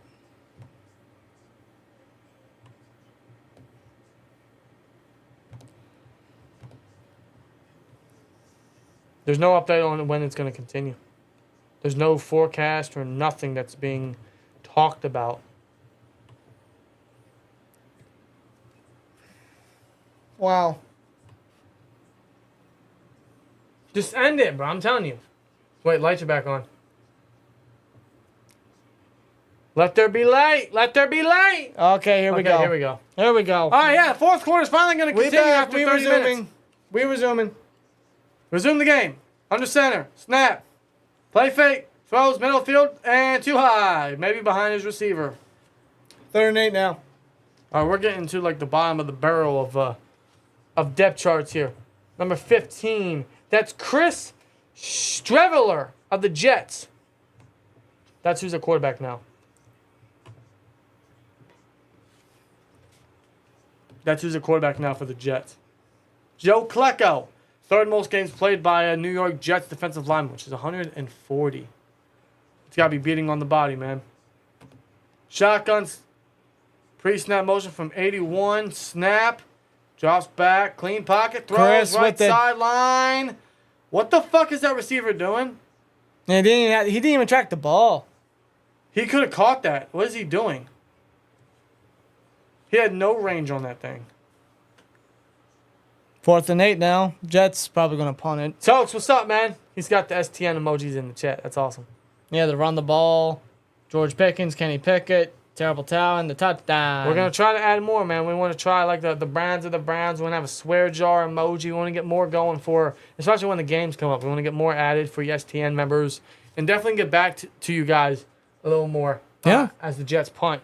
For those that don't know, and for those that may have just been joining in, for STN members only, for $1.99 a month is all it costs to join STN. If you guys want to get in on a signed Marquise Pouncey jersey giveaway plus this Steelers $50 Pro Shop gift card, you guys can win this and the Marquise Pouncey jersey by literally just becoming an STN member. $1.99 a month is all it costs, damn near free. And everyone that's an STN member, all your names will be put in a random simulator and put at random, and whoever is selected wins that jersey, and the announcement for that will be made at halftime next Friday for the Bucks and Steelers preseason game as we celebrate Steelers football returning. So that's when it's going to happen. So if you guys want to get on that, all you got to do is become an STN member. That is it. That easy. That simple. $1.99 a month is all it costs, as well as getting emotes, early access to videos, which is going to be a lot more common coming up with the season. So look forward to that, guys. And more giveaways are going to be coming for you guys because we want to give back to you very often. At some point, we want to give you guys giveaways every month because it's our best way of giving back to you guys. Yeah, of course. So the more we build, the more we add, the more we can give you guys. So any support would be appreciated. That's caught by 83. 3rd and short coming up for the Browns. Is that still Dorian Thompson, the quarterback? Number 17? Or is that 15 now? If that's 15, it's Dobbs. Damn, bro, you got to zoom in on his face? He's just staring at what the hell are you doing now? Oh, shit. Swear jar. Yeah, there you go. You got all these IC beer caps. Is that 17 or 15? That's 17. That's still Thompson. Throws. Caught! All right. Throwing a little short, but it's caught by number 80, and that's the first down for the Cleveland Browns as they trying to run down the field to get the lead here. Number 80, that's caught by Austin Watkins. Austin Watkins. Yeah, name rings a bell. Name does ring a bell. Why does that ring a bell? He was part. He's been around these parts. He's been around everywhere. He was a Niner. He was a Buck. He was part of the SFL a couple times. Memphis Showboats, Birmingham Stallions, and now the Cleveland Browns. So he's been everywhere. Recently a USFL champion, so good for him. And no gain there, really, for No number gain 30. 30. And that is Hassan Hall, who's been their return guy all game.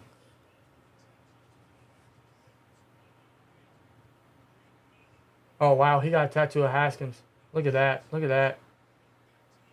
Wow. I didn't know he got a tattoo of Haskins. No. That's really cool. Damn. Wow. There it is.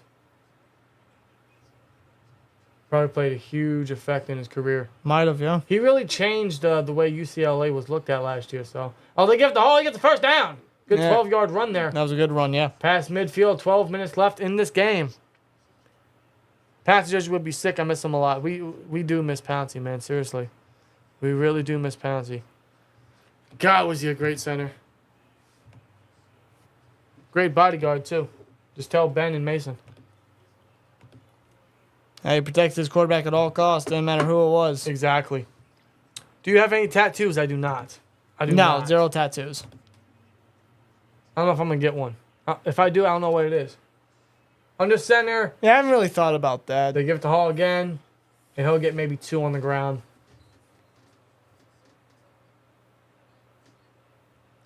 Bro, that name is really stretching that jersey. There's barely any room for any letters. Cedric Tillman, man. Dwayne Thompson Robinson, they were teammates in high school, and now they were drafted in the same draft class to the same team. How about that? That's a good That's story. pretty crazy. I didn't know that. That's a great story. You know, they've been connecting in camp. Thompson throws. With pressure behind him. Caught. Caught by number 82. 82 being Mike Harley. He's got a couple catches today. Third down coming up. 10.5 minutes left. Ooh, DeJuan Jones got beat on the edge.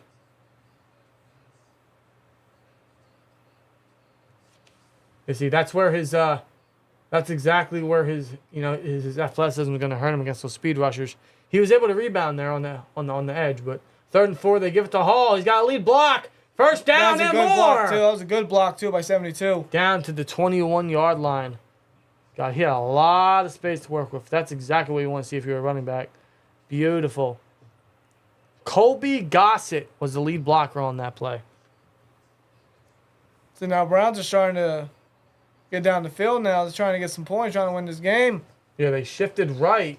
Wow, that is such a good play design. Look at that room. Look at that gap. Wow.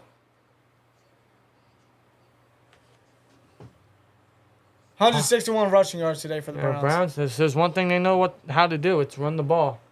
Caught one, what a throw and a catch and a pass. Touchdown, And a just like touchdown. that was fucking good. That was clean on a slant route.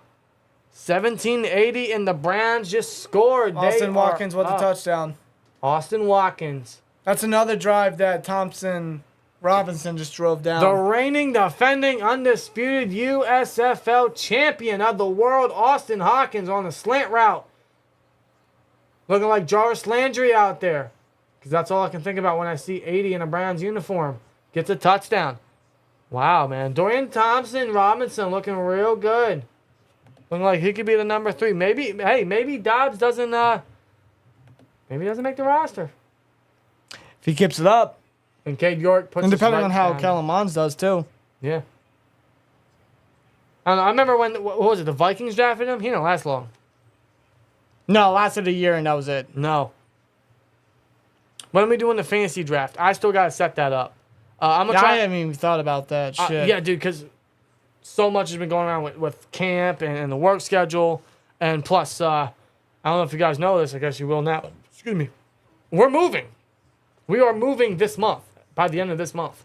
So come the regular season, you guys will be seeing a different look and a different setup. Everything here will be different.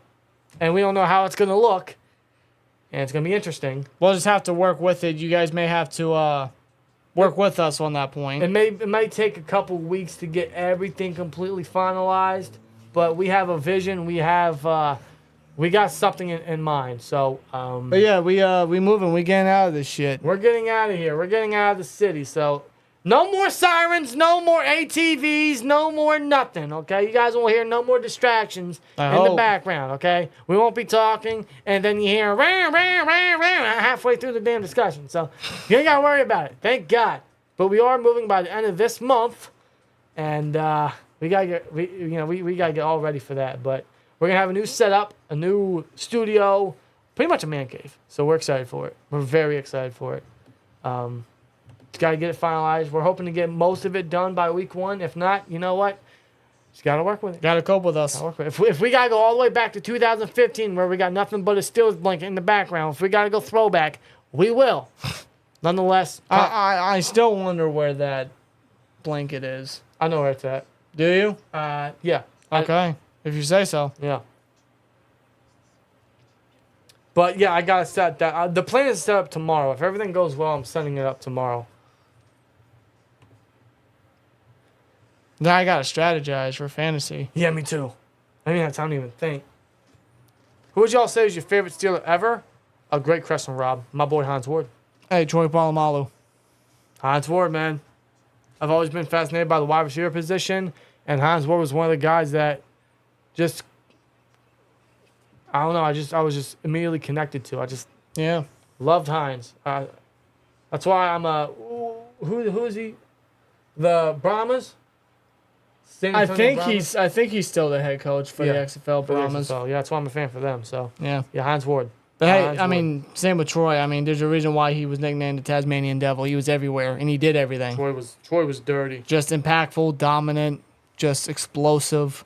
Troy was Troy, man. There's a reason we have these pictures up, right? Which we hope to fit in the background somehow at the new studio. We got the Franco, which is actually Cole's. We'll see if he wants that back. We got Hines Ward. We got Troy. We got Watt here. I mean, we got a lot. The Steelers stripes going. Yep. Man, you worked hard on this, and now we gotta put it down. This whole room, because you guys can probably tell, it's more of a white background because I painted. I did this. He helped. He said, "I did this." He's like, "I did everything." You did that. You helped out a tad bit. I'll give you that. I aligned the jersey straight. Yes, that you did. Thank you. I did the painting. I did the whole repositioning, designing, all that stuff. Yeah. And then a month later, we get the news of, hey, there's possibility of a house opening up. Maybe you guys want to look into it. And we did, and it was a big opportunity. And it's like, we can't really say no to this. It's a big opportunity. Yeah, it's a chance to move on. It's kind of shitty timing with the season coming up, but we'll make it work. We'll make it work. That's all I know. We'll make it work.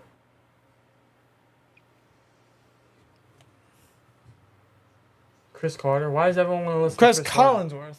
You said Chris Carter. Yeah. I think wide receiver, Chris Carter. Don't insult that man. Chris Collinsworth, former Bengals wide receiver. Went to the Super Bowl and lost. Haha. And now he's a commentator, and no one really likes his voice. Now here's a guy.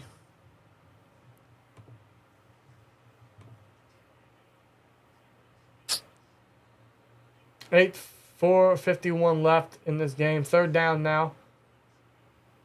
Jets have the football. Third down, yeah.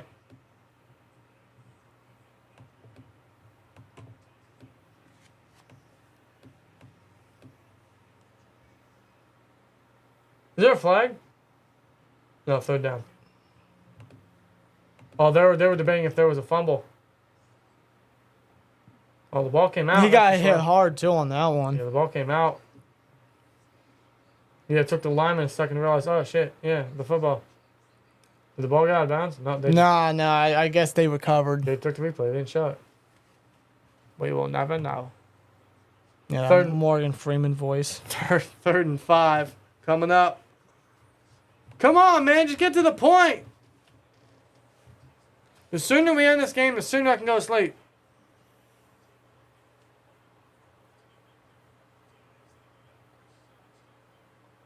Kevin Riley, Hall of Fame career. 65 career interceptions. 7-time Bengals season leader in interceptions. Mm-hmm. Yep. Highlighting some of the GOATs. A lot of interceptions happened back then, by the way. A lot. Yeah. When you could play football. When you hold receivers, before the Mel Blount rule. Yeah. Exactly. 3rd and 5. They go shotgun here. Strevler, number 15. Oh, he's going to run it here. And he'll get a first down. Good effort, good effort. Wasn't he with the Cardinals last year? I swear to God, I've seen this guy play before. You might be right. I swear to God, I've seen this guy play before. Yeah, he was a Cardinal last year. Yeah, because then we actually did like a live reaction to the Ravens and Cardinals, and he stepped in for Trace McSorley. Okay. I remember that now. He wasn't a Cardinal last year, but he was a Cardinal. What was it? No, he was with the Ravens briefly. Okay. And the Dolphins last year. Then maybe it was the Ravens. I don't know. I know I seen him somewhere. No. He was with the Ravens last year. No, I'm sorry. He was with the Dolphins last year. Yeah, I'm lying. No, he wasn't. Huh? He was with the Jets last year. Good God. What are you doing? He was with the Jets last year. Okay, he was with the Dolphins up until May last year. And then he signed with the Jets in July. And then he was signed to the practice squad with the Jets after final cuts. And then he replaced Zach Wilson. That's where I know him from. Okay. Okay, whatever. But I knew he was a Cardinal at one point. 2nd and 7. Under center. They're going to run it here? The answer is yes. 35 goes nowhere. Oh, he breaks off a tackle, but still goes nowhere. Nah, back to the line at least. I don't know why you're running it. Travis Dye was the ball carrier.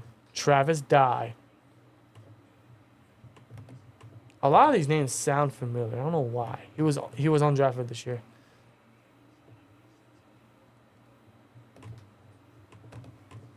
Thoughts on Corey Trice's injury? I'm bummed about it. I see so much potential in him. Yeah, that's very unfortunate. Yeah. Sadly, that's the reason why he dropped to the 7th. A lot of us were so hyped over him. For a 7th rounder, he showed so much potential, and we were so excited to see what he could do. He looked good in camp. Oh, he takes a hit. And they're almost intercepted. Honestly, no. Before he even threw the ball, it should have been a flag. Helmet to helmet, you think? Oh, there's a flag. Yeah. But yeah, it sucks about That's Trice. offside. It sucks about Trice. My fear with Trice is he could end up being Senquez Goals from 2.0. Yeah, because of the injury concerns. And he got injury on the first day of pads. That speaks Senquez Golson. I know. I'm hoping next year he's ready by OTAs and he'll be healthy and we can finally see him on the field. Otherwise, if he gets hurt again, it's not a good path. He already has a rough history of injuries. But sucks, man. It does because he was so hyped for a 7th rounder. And yeah, he's full of potential. I wish Trice nothing but the best and a speedy recovery. Yeah, everyone said he was gonna be the steal of the draft. And Dye goes nowhere. That's like a 5-yard loss on 3rd down. You ran it on 3rd down. Bro, you're just really trying to milk the clock now, aren't you? They're just trying to get out of there. Well, I don't really blame them. The Browns going to get the ball back here Just going to blow a 14-0 lead in the preseason. already. Demetric Felton back to return.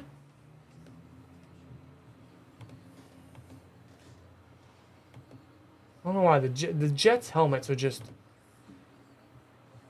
You know what they look like? Depending on the lighting, the Jets helmets look like Christmas ornaments. Like with right lighting, they look like ornaments. Yeah, they look like they shine in certain lighting. They just look like I don't green recall- Christmas ornaments. Like dark green? I don't recall ever having or hanging up a dark green I do. Christmas. I don't. There's another flag, by the way. I don't. It was always either a bright red or a silver or blue, yellow, all that stuff. Never a dark green. I don't know. They're just. I don't know. Why are you highlighting Saquon? He may not even play. He'll play. Are you sure? I think he'll play. I don't know, dude. Didn't he just sign a deal? Oh, Felton almost muffed it. You better hold on to that ball. Yeah, didn't he just sign a contract? Oh, was it him? I'm thinking of... No, you're thinking Jonathan Taylor. Yeah, my bad. Yeah. Jesus Christ. Oh, we're going another commercial. There's Taylor and Jacobs and... Yeah, that whole situation. Yeah. That's my fault. Yeah, the whole running back discussion. That's a very huge topic point. I mean, I honestly can't blame GMs for not wanting to put money into that position. Why would you? history shows. I mean, you can't put money into it. When you do, it's bad for business. The running back room, the running back career, the running back shelf life is short. You can find an undrafted guy to replace the star guy. I mean, come on, they're a dime a dozen, aren't they? Nowadays, yeah. I mean, it's a passing league. Why would you invest in that? Listen, based off the players' efforts, should they get paid? Yes. But it's because of the position that they play, they won't. No. Like, it's one of those where it's a double-sided sword. You understand the running back's frustrations. You understand the running back's wants. But as a team, as a business, you can't invest in that. See, I feel like nowadays the only way that a running back can truly get paid what they deserve is they're an effective running back, they're an established runner, but they're also an established wide receiver. Yeah. You got to be an all-around. They got to be the true, and that's what running backs are. And that's what they've grown to be, the true dual threat ability on offense. And guys like Eckler, guys like Kamara, Travis Etienne's even starting to get up there. You know, Le'Veon Bell was one of the big top ones. Marshall Faulk back in his day was one of the top ones. LaDainian Tomlinson was one of the top dogs there. You know, especially nowadays, that's what you really got to grow. No, into. you're absolutely right, and you got to minimize the baggage that you got to minimize the miles you're going to carry. Over the years, that's how you extend your career. That's how you get what you're paid for. Yeah. That's kind of like what Bell tried to do, right? Like, I want to be paid like a number one running back and a number two receiver because he was that. He was that. But based on not just your injury issues, but your off-field issues and even the fact you are a running back, you know, it's not worth the investment. And thankfully, he declined both contract offers, and the Steelers should be counting their blessings for that. Yeah. And you don't think any other teams are possibly thinking the same way? I mean, look at the Rams case with Todd Gurley. Yep. How about Ezekiel Elliott with Dallas? How about Melvin Gordon with the Chargers? The Chargers didn't pay him because they seen what Eckler, an undrafted guy, was capable of. How about the Falcons with Devontae Freeman? Exactly. You know, history is on the organization side. History is on the GM side. And it sucks because I feel bad for these players at running back because they are great and they play pivotal parts of the team and how much success that they play because running backs are a big part of football. It's just how the league has transpired. Yeah, it's how they changed. It's how the position has transpired. It's no longer run heavy. Because, I mean... You're never going to see another running back win MVP. Not today. The last time a running back won MVP was 10 years ago. That was Adrian Peterson. So why would you invest in that position? You can't. The only two running backs that have even gotten close were Derrick Henry, when he got 2,000 yards, and Jonathan Taylor just 2 years ago. But that was it. That was it. And I don't think they even got much votes anyway because it's a passing league now. Exactly. It's a quarterback's award. You can't invest in running backs. So it sucks for them. So either they got to accept what they're offered or if they're offered anything, which, it's kind of like it's settling for less, settling for what you don't think you're worth. You think you're worth more. Yeah. But, it's like running backs got to try to evolve themselves to get what they think they're earned. You know, of course, they got to evolve themselves. They got to evolve their play. They got to evolve their impact. Kind of like a Jahmyr Gibbs, you know. Yeah. Maybe that's what the Lions are thinking of. But it's much easier to rely on an undrafted guy or like a backup to get the ground game going, especially if you have a great offensive line. Yeah. You're gonna rely on that rather than paying a running back $15 to $20 million a year. You're not going to do it. Yeah. You're not going to do it. And because of it, it's caused this whole situation with Jonathan Taylor and the Colts. Yeah. It's literally going, my way or the highway. Yeah. And it's crazy. But, Rob says in the chat, I've been a little worried about Najee in the current state of running back contracts. Yeah, I hear you. That's been something secretly in the back of my head as well is, these running back talks and the contract disagreements. How could that affect Najee in a few years? Because you see all these teams, they're using the franchise tag, which it's nothing more than an extra year to keep them. That's it. That's all it is. Yeah. So the way I'm looking at it, because Najee's already done 2 years, he's got another 3 if you count the 5th-year option because of his first-round pedigree, and the franchise tag. And Najee Harris is, how old is he? They're not going to tell me his age. Give me a minute. I'll find it in a second. He is 25 years old. So you're looking at He's 3 years from now, 28, and then the franchise tag that's 20. If Steelers want to give him that at 29, and by that time, Najee just may be out of it. Depending on how we use him, and depending on how much toll his body's taken because of his position. Yep. And he's got a lot of mileage on him already. Yeah. Now, thankfully, we got Warren. We got a good line to kind of help him a bit. But the way he runs and how much we're using him, and the Steelers are going to rely on their running attack. Art Rooney II has not shied from that. He's even admitted it. So, but I will say what the Steelers have been very good at and very respectable at is they always do right by their players. Even if it is a running back. Yeah. They always do right. They always pay their running back their dues. They don't lock themselves in large contracts for business reasons, and that's very smart. It depends on who you are. That's the only exception. Otherwise, for Najee, it is a concern. But for the position, it's also one of those where Najee's great. He's a fun guy. He's a great player. Back-to-back 1,000-yard seasons. He's going to keep on pushing, right? You love Najee. You almost don't want to see him go when his contract's up, even if they give him the franchise tag, which they will. But with Khan and them, and based on the Steelers' history, I'm confident they're going to do Najee right. It's all a matter of how Najee thinks he's worth, but could it also be at the point where NFL running backs just accept that they can't get what they think they're worth and they're going to settle for less? Yeah. But what I do know is the Steelers do well by their guys. They always pay them well. They always give them what they should get. So by that factor, I'm not too worried about Najee getting a contract extension or the possibility of him not getting that or any concern of that matter. Although you could argue first round running back, he's 25, he'll be 28, 29 by the time contract talk come around. Do you even want to give a guy like him a second contract? Yeah. That's another talking point. Depending on how much baggage he's going to get, which he already has a lot from his Alabama days, from what he's done in Pittsburgh the last 2 years. It's a hard topic. It's hard to look at. It really is. Very. So I don't know what lies for Najee in a couple years. All we got to hope is we can capitalize while he's still in a rookie contract. And whatever happens when that time comes up, happens. Yeah. So maybe they like Warren a lot. They lean on him. They could easily find another good running back. If the line continues to improve with the young guys they got, they can put anyone there and still succeed.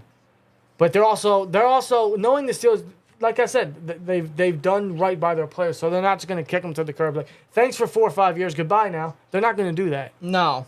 Even though it's tough to give a guy like him at his position, at his age, a second contract.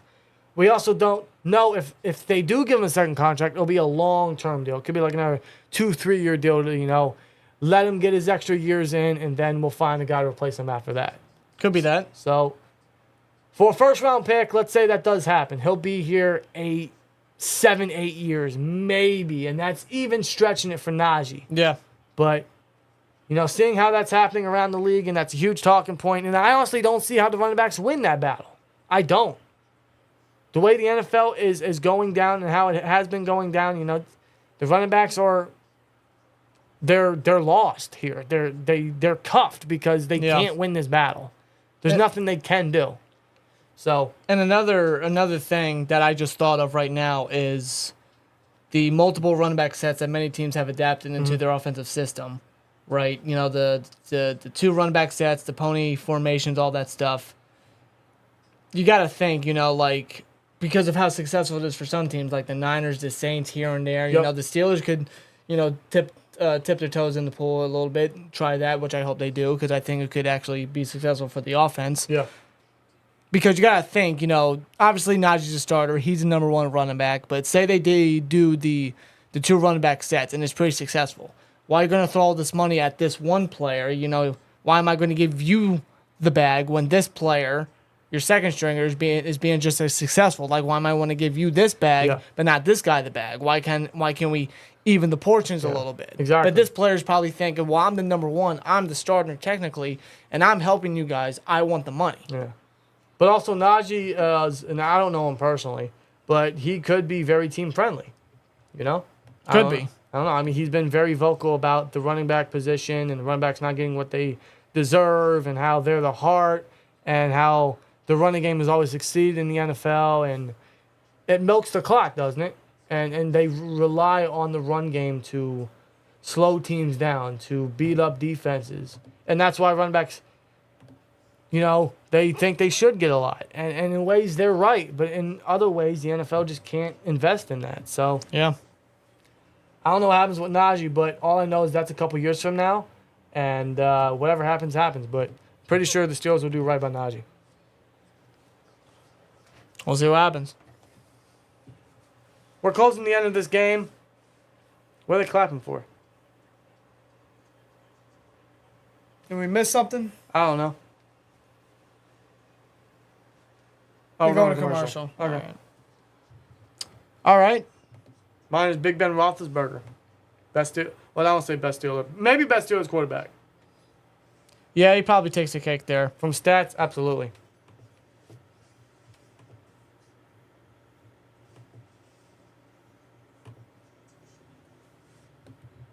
Why is this not working? There we go. All right, this game should be coming to an end soon. I'm still anticipating the Browns to win this one since they have the lead right now. Dang, you're right. The Jets did blow a 14-0 lead. Yeah, they did. Or was it 14-0? 14-0. 13-0? No, because it's field goal, 13. My bad. 13-0. 13. Yeah, so. Granted, it's preseason, but still, wow, man.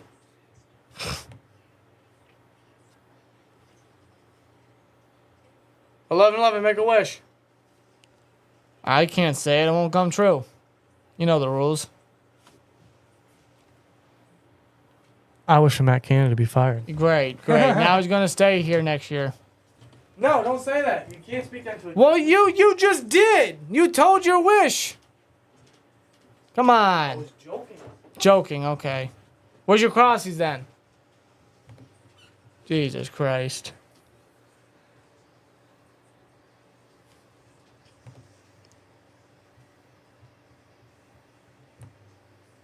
Okay, I'm looking on Twitter. There's nothing at the moment outside of interviews with the future Hall of Famers and stuff like that. Nothing.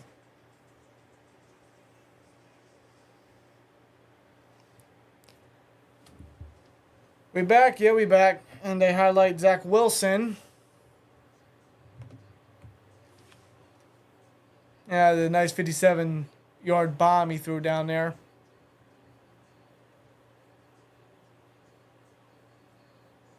Yeah, Wilson had his moments. More like moment, let's be real. 3 for 5, 65 yards. One pass was 57. Everything else is just disappointing. 2nd and 1 for the Jets. They run it. And I don't even think he got the first. No, he didn't. Just runs into a wall of defenders right there. As we are 1 minute, 45 seconds away from the end of the game. We're almost over. They couldn't even get 1 yard in that one. We're watching the Steelers rushing offense. Third and inches. Just sneak it. Now they're going to run it again. A first down. Oh, he got it that time. Okay, granted, they are in field goal range, but they need more in field goal. Just reached enough, yeah. All right, well, this is getting exciting a little bit here, folks. Is it? As they highlight Nick Chubb and Myles Garrett. The anchors of the Browns. I'll say that. Yeah. Obviously. The only two guys I really like from the Browns. Like and being respect, honest. yeah. Garrett's earned my respect back. I am confident in saying that. Who do you think the next Steelers... why is that thing in the way? Here, just move it. Who do you think next Steeler will be a Hall of Famer? It should be Hines, but I'm going to say it'll be Ben. It should be Hines or Greenwood. It's actually a shame that neither of them are in the Hall of Fame yet. Yeah. But I mean, it could be Harrison, but I don't think he's going to be a first ballot. No, I don't think so. It's going to be Ben. We might wait till Ben. Yeah. I would hope and pray that Hines is in by then. But also a great fantasy dream would be Hines and Bengals in the same class. See, there's a lot of Steelers that should arguably be in the Hall of Fame, Dude. but there's already enough, and the Hall of Fame doesn't want to overcrowd with so many Steelers, although Why not? Steelers is the reason why the NFL has changed so You much. could create an entire bust room with just Steelers. You literally could. I'm surprised that's not even a thing. Yeah, right? Snap, 2nd and 10. He throws deep end zone. Oh, that's interference! PI. Pass interference! Where's the flag? That's PI. What the fuck? Swear, where's the flag? The referee is right there. That's not a flag! Defender jumped and leaped. Oh, come on. Let's see this again. McAllister jumps on Luther, the intended receiver. Actually, you know what? That might be clean. He jumped on him. Is it? Well, he jumped on him right when he started leaving for the football. I can't get a coin out this damn swear jar. We gotta get a new one. I gotta Just rid get of a regular bowl or something, a clear bowl. I can't get a coin. There's a There's flag. a flag. Of course there is. I'm making all this noise and I can't get a corner. Let me do it. Got it. Jesus Christ, you make things complicated. Another flag. Play game. 3rd and 15. Wow, they really want to lose this game, don't they? They really want to lose this game. Come on, man. I want to see the Browns win. Now I got to see Nick Carnes on Twitter make fun and everything. So damn annoying. Well, I'm not on Twitter much, All these damn Browns so I fans. don't really pay attention. 4th and 15 now. Passing complete. Go for it.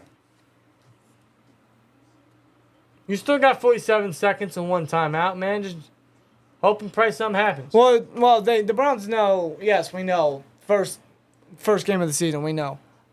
Lions and Chiefs, but I mean, they know they're gonna go deep.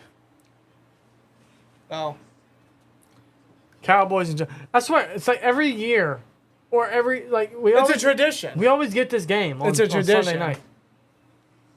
It's a good game. Don't get me wrong, but it's like, bro, it's a little exhausting at the same time. They go empty here. It's always week They one. rush too. 4. Feeling the pressure, throws middle of the field, and it's intercepted. Game's over And that will end the game. And the Browns win the Hall of Fame game. for Joe Thomas. For Joe Thomas. Picked off by number 36. So much for being Revis Island-ish. Jets. Pretty much. 36, that's Bubba Like you're Bolden. like imagine that your defense couldn't hold them down. Bubba Bolden. Although it's preseason. Hall of Fame game. It's whatever. Well, that game's over. Although it's meaningful to some of these guys because I mean it's their careers. There's a flag that's probably going to be Nah, it's not. unsportsmanlike conduct. Oh, what do you do? I wave my hands around everywhere. I jump and leap and I get flagged. God, this league is so sensitive. Soft.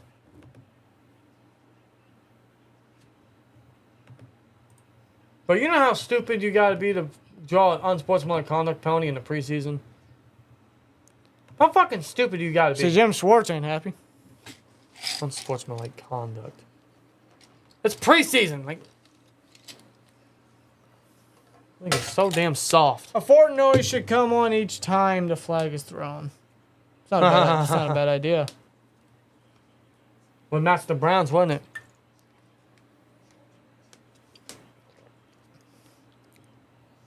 Maybe we find something yellow and just throw it every time there's a flag. Yeah, your hat. Good catch. There we go. All right, well, that's it. They take a kneel, and the Browns will win this one, 21-16 final. Aaron Rodgers does not look happy. He's like, man, I really went to this team. Yes, he did. He wanted it. Okay. It's preseason. It doesn't really matter. But, ladies and gentlemen, one thing we do know for certain, football's back. And Thankfully. we no longer have to wait anymore for NFL football. This begins what will be continuous weeks up until what? February, March? March. March. I want to say March. I feel better saying March. Yeah. Longer. This will be the first of many weeks up until March where we'll be seeing football weekly. It's finally arrived, folks. Football is back, and next Friday, 1 week from tomorrow, 1 week from 40 minutes from now, Steelers football is back. And ladies and gentlemen, if I can finally say, 1 week from 40 minutes from now, it's game day. So how about that? And the plan is we will be live, come hell or high water. We will be live for that. We cannot wait for Steelers football to return. So that will be our next watch party, our next live reactions to this time Steelers football. So it was cool we did a live stream tonight. The AFC North War Room. First game back from many, many, many months without NFL football. And we appreciate every single last one of you for joining and chatting and talking with us tonight. Love you guys. Can't say thank you enough. Appreciate you. And we hope we see all you guys next Friday night in Tampa for Steelers versus Bucks. Coming for you, Baker. Yeah, we're coming for you, Baker. Again, for you. Watt may not be playing, but Nick Herbig, hey, he's a Wisconsin boy. And Wisconsin boys like Baker Mayfield. I'm just saying. So, hey, Wisconsin boys still coming for you. That's one thing we can confidently say. So we can't wait for that. And we'll see you guys then. Otherwise, you guys have a great rest of your night. Have a great weekend. And we'll see what Steelers do in training camp as the days go on. So here we go, Steelers. And as always, like, comment, subscribe, and we'll see you later. Peace!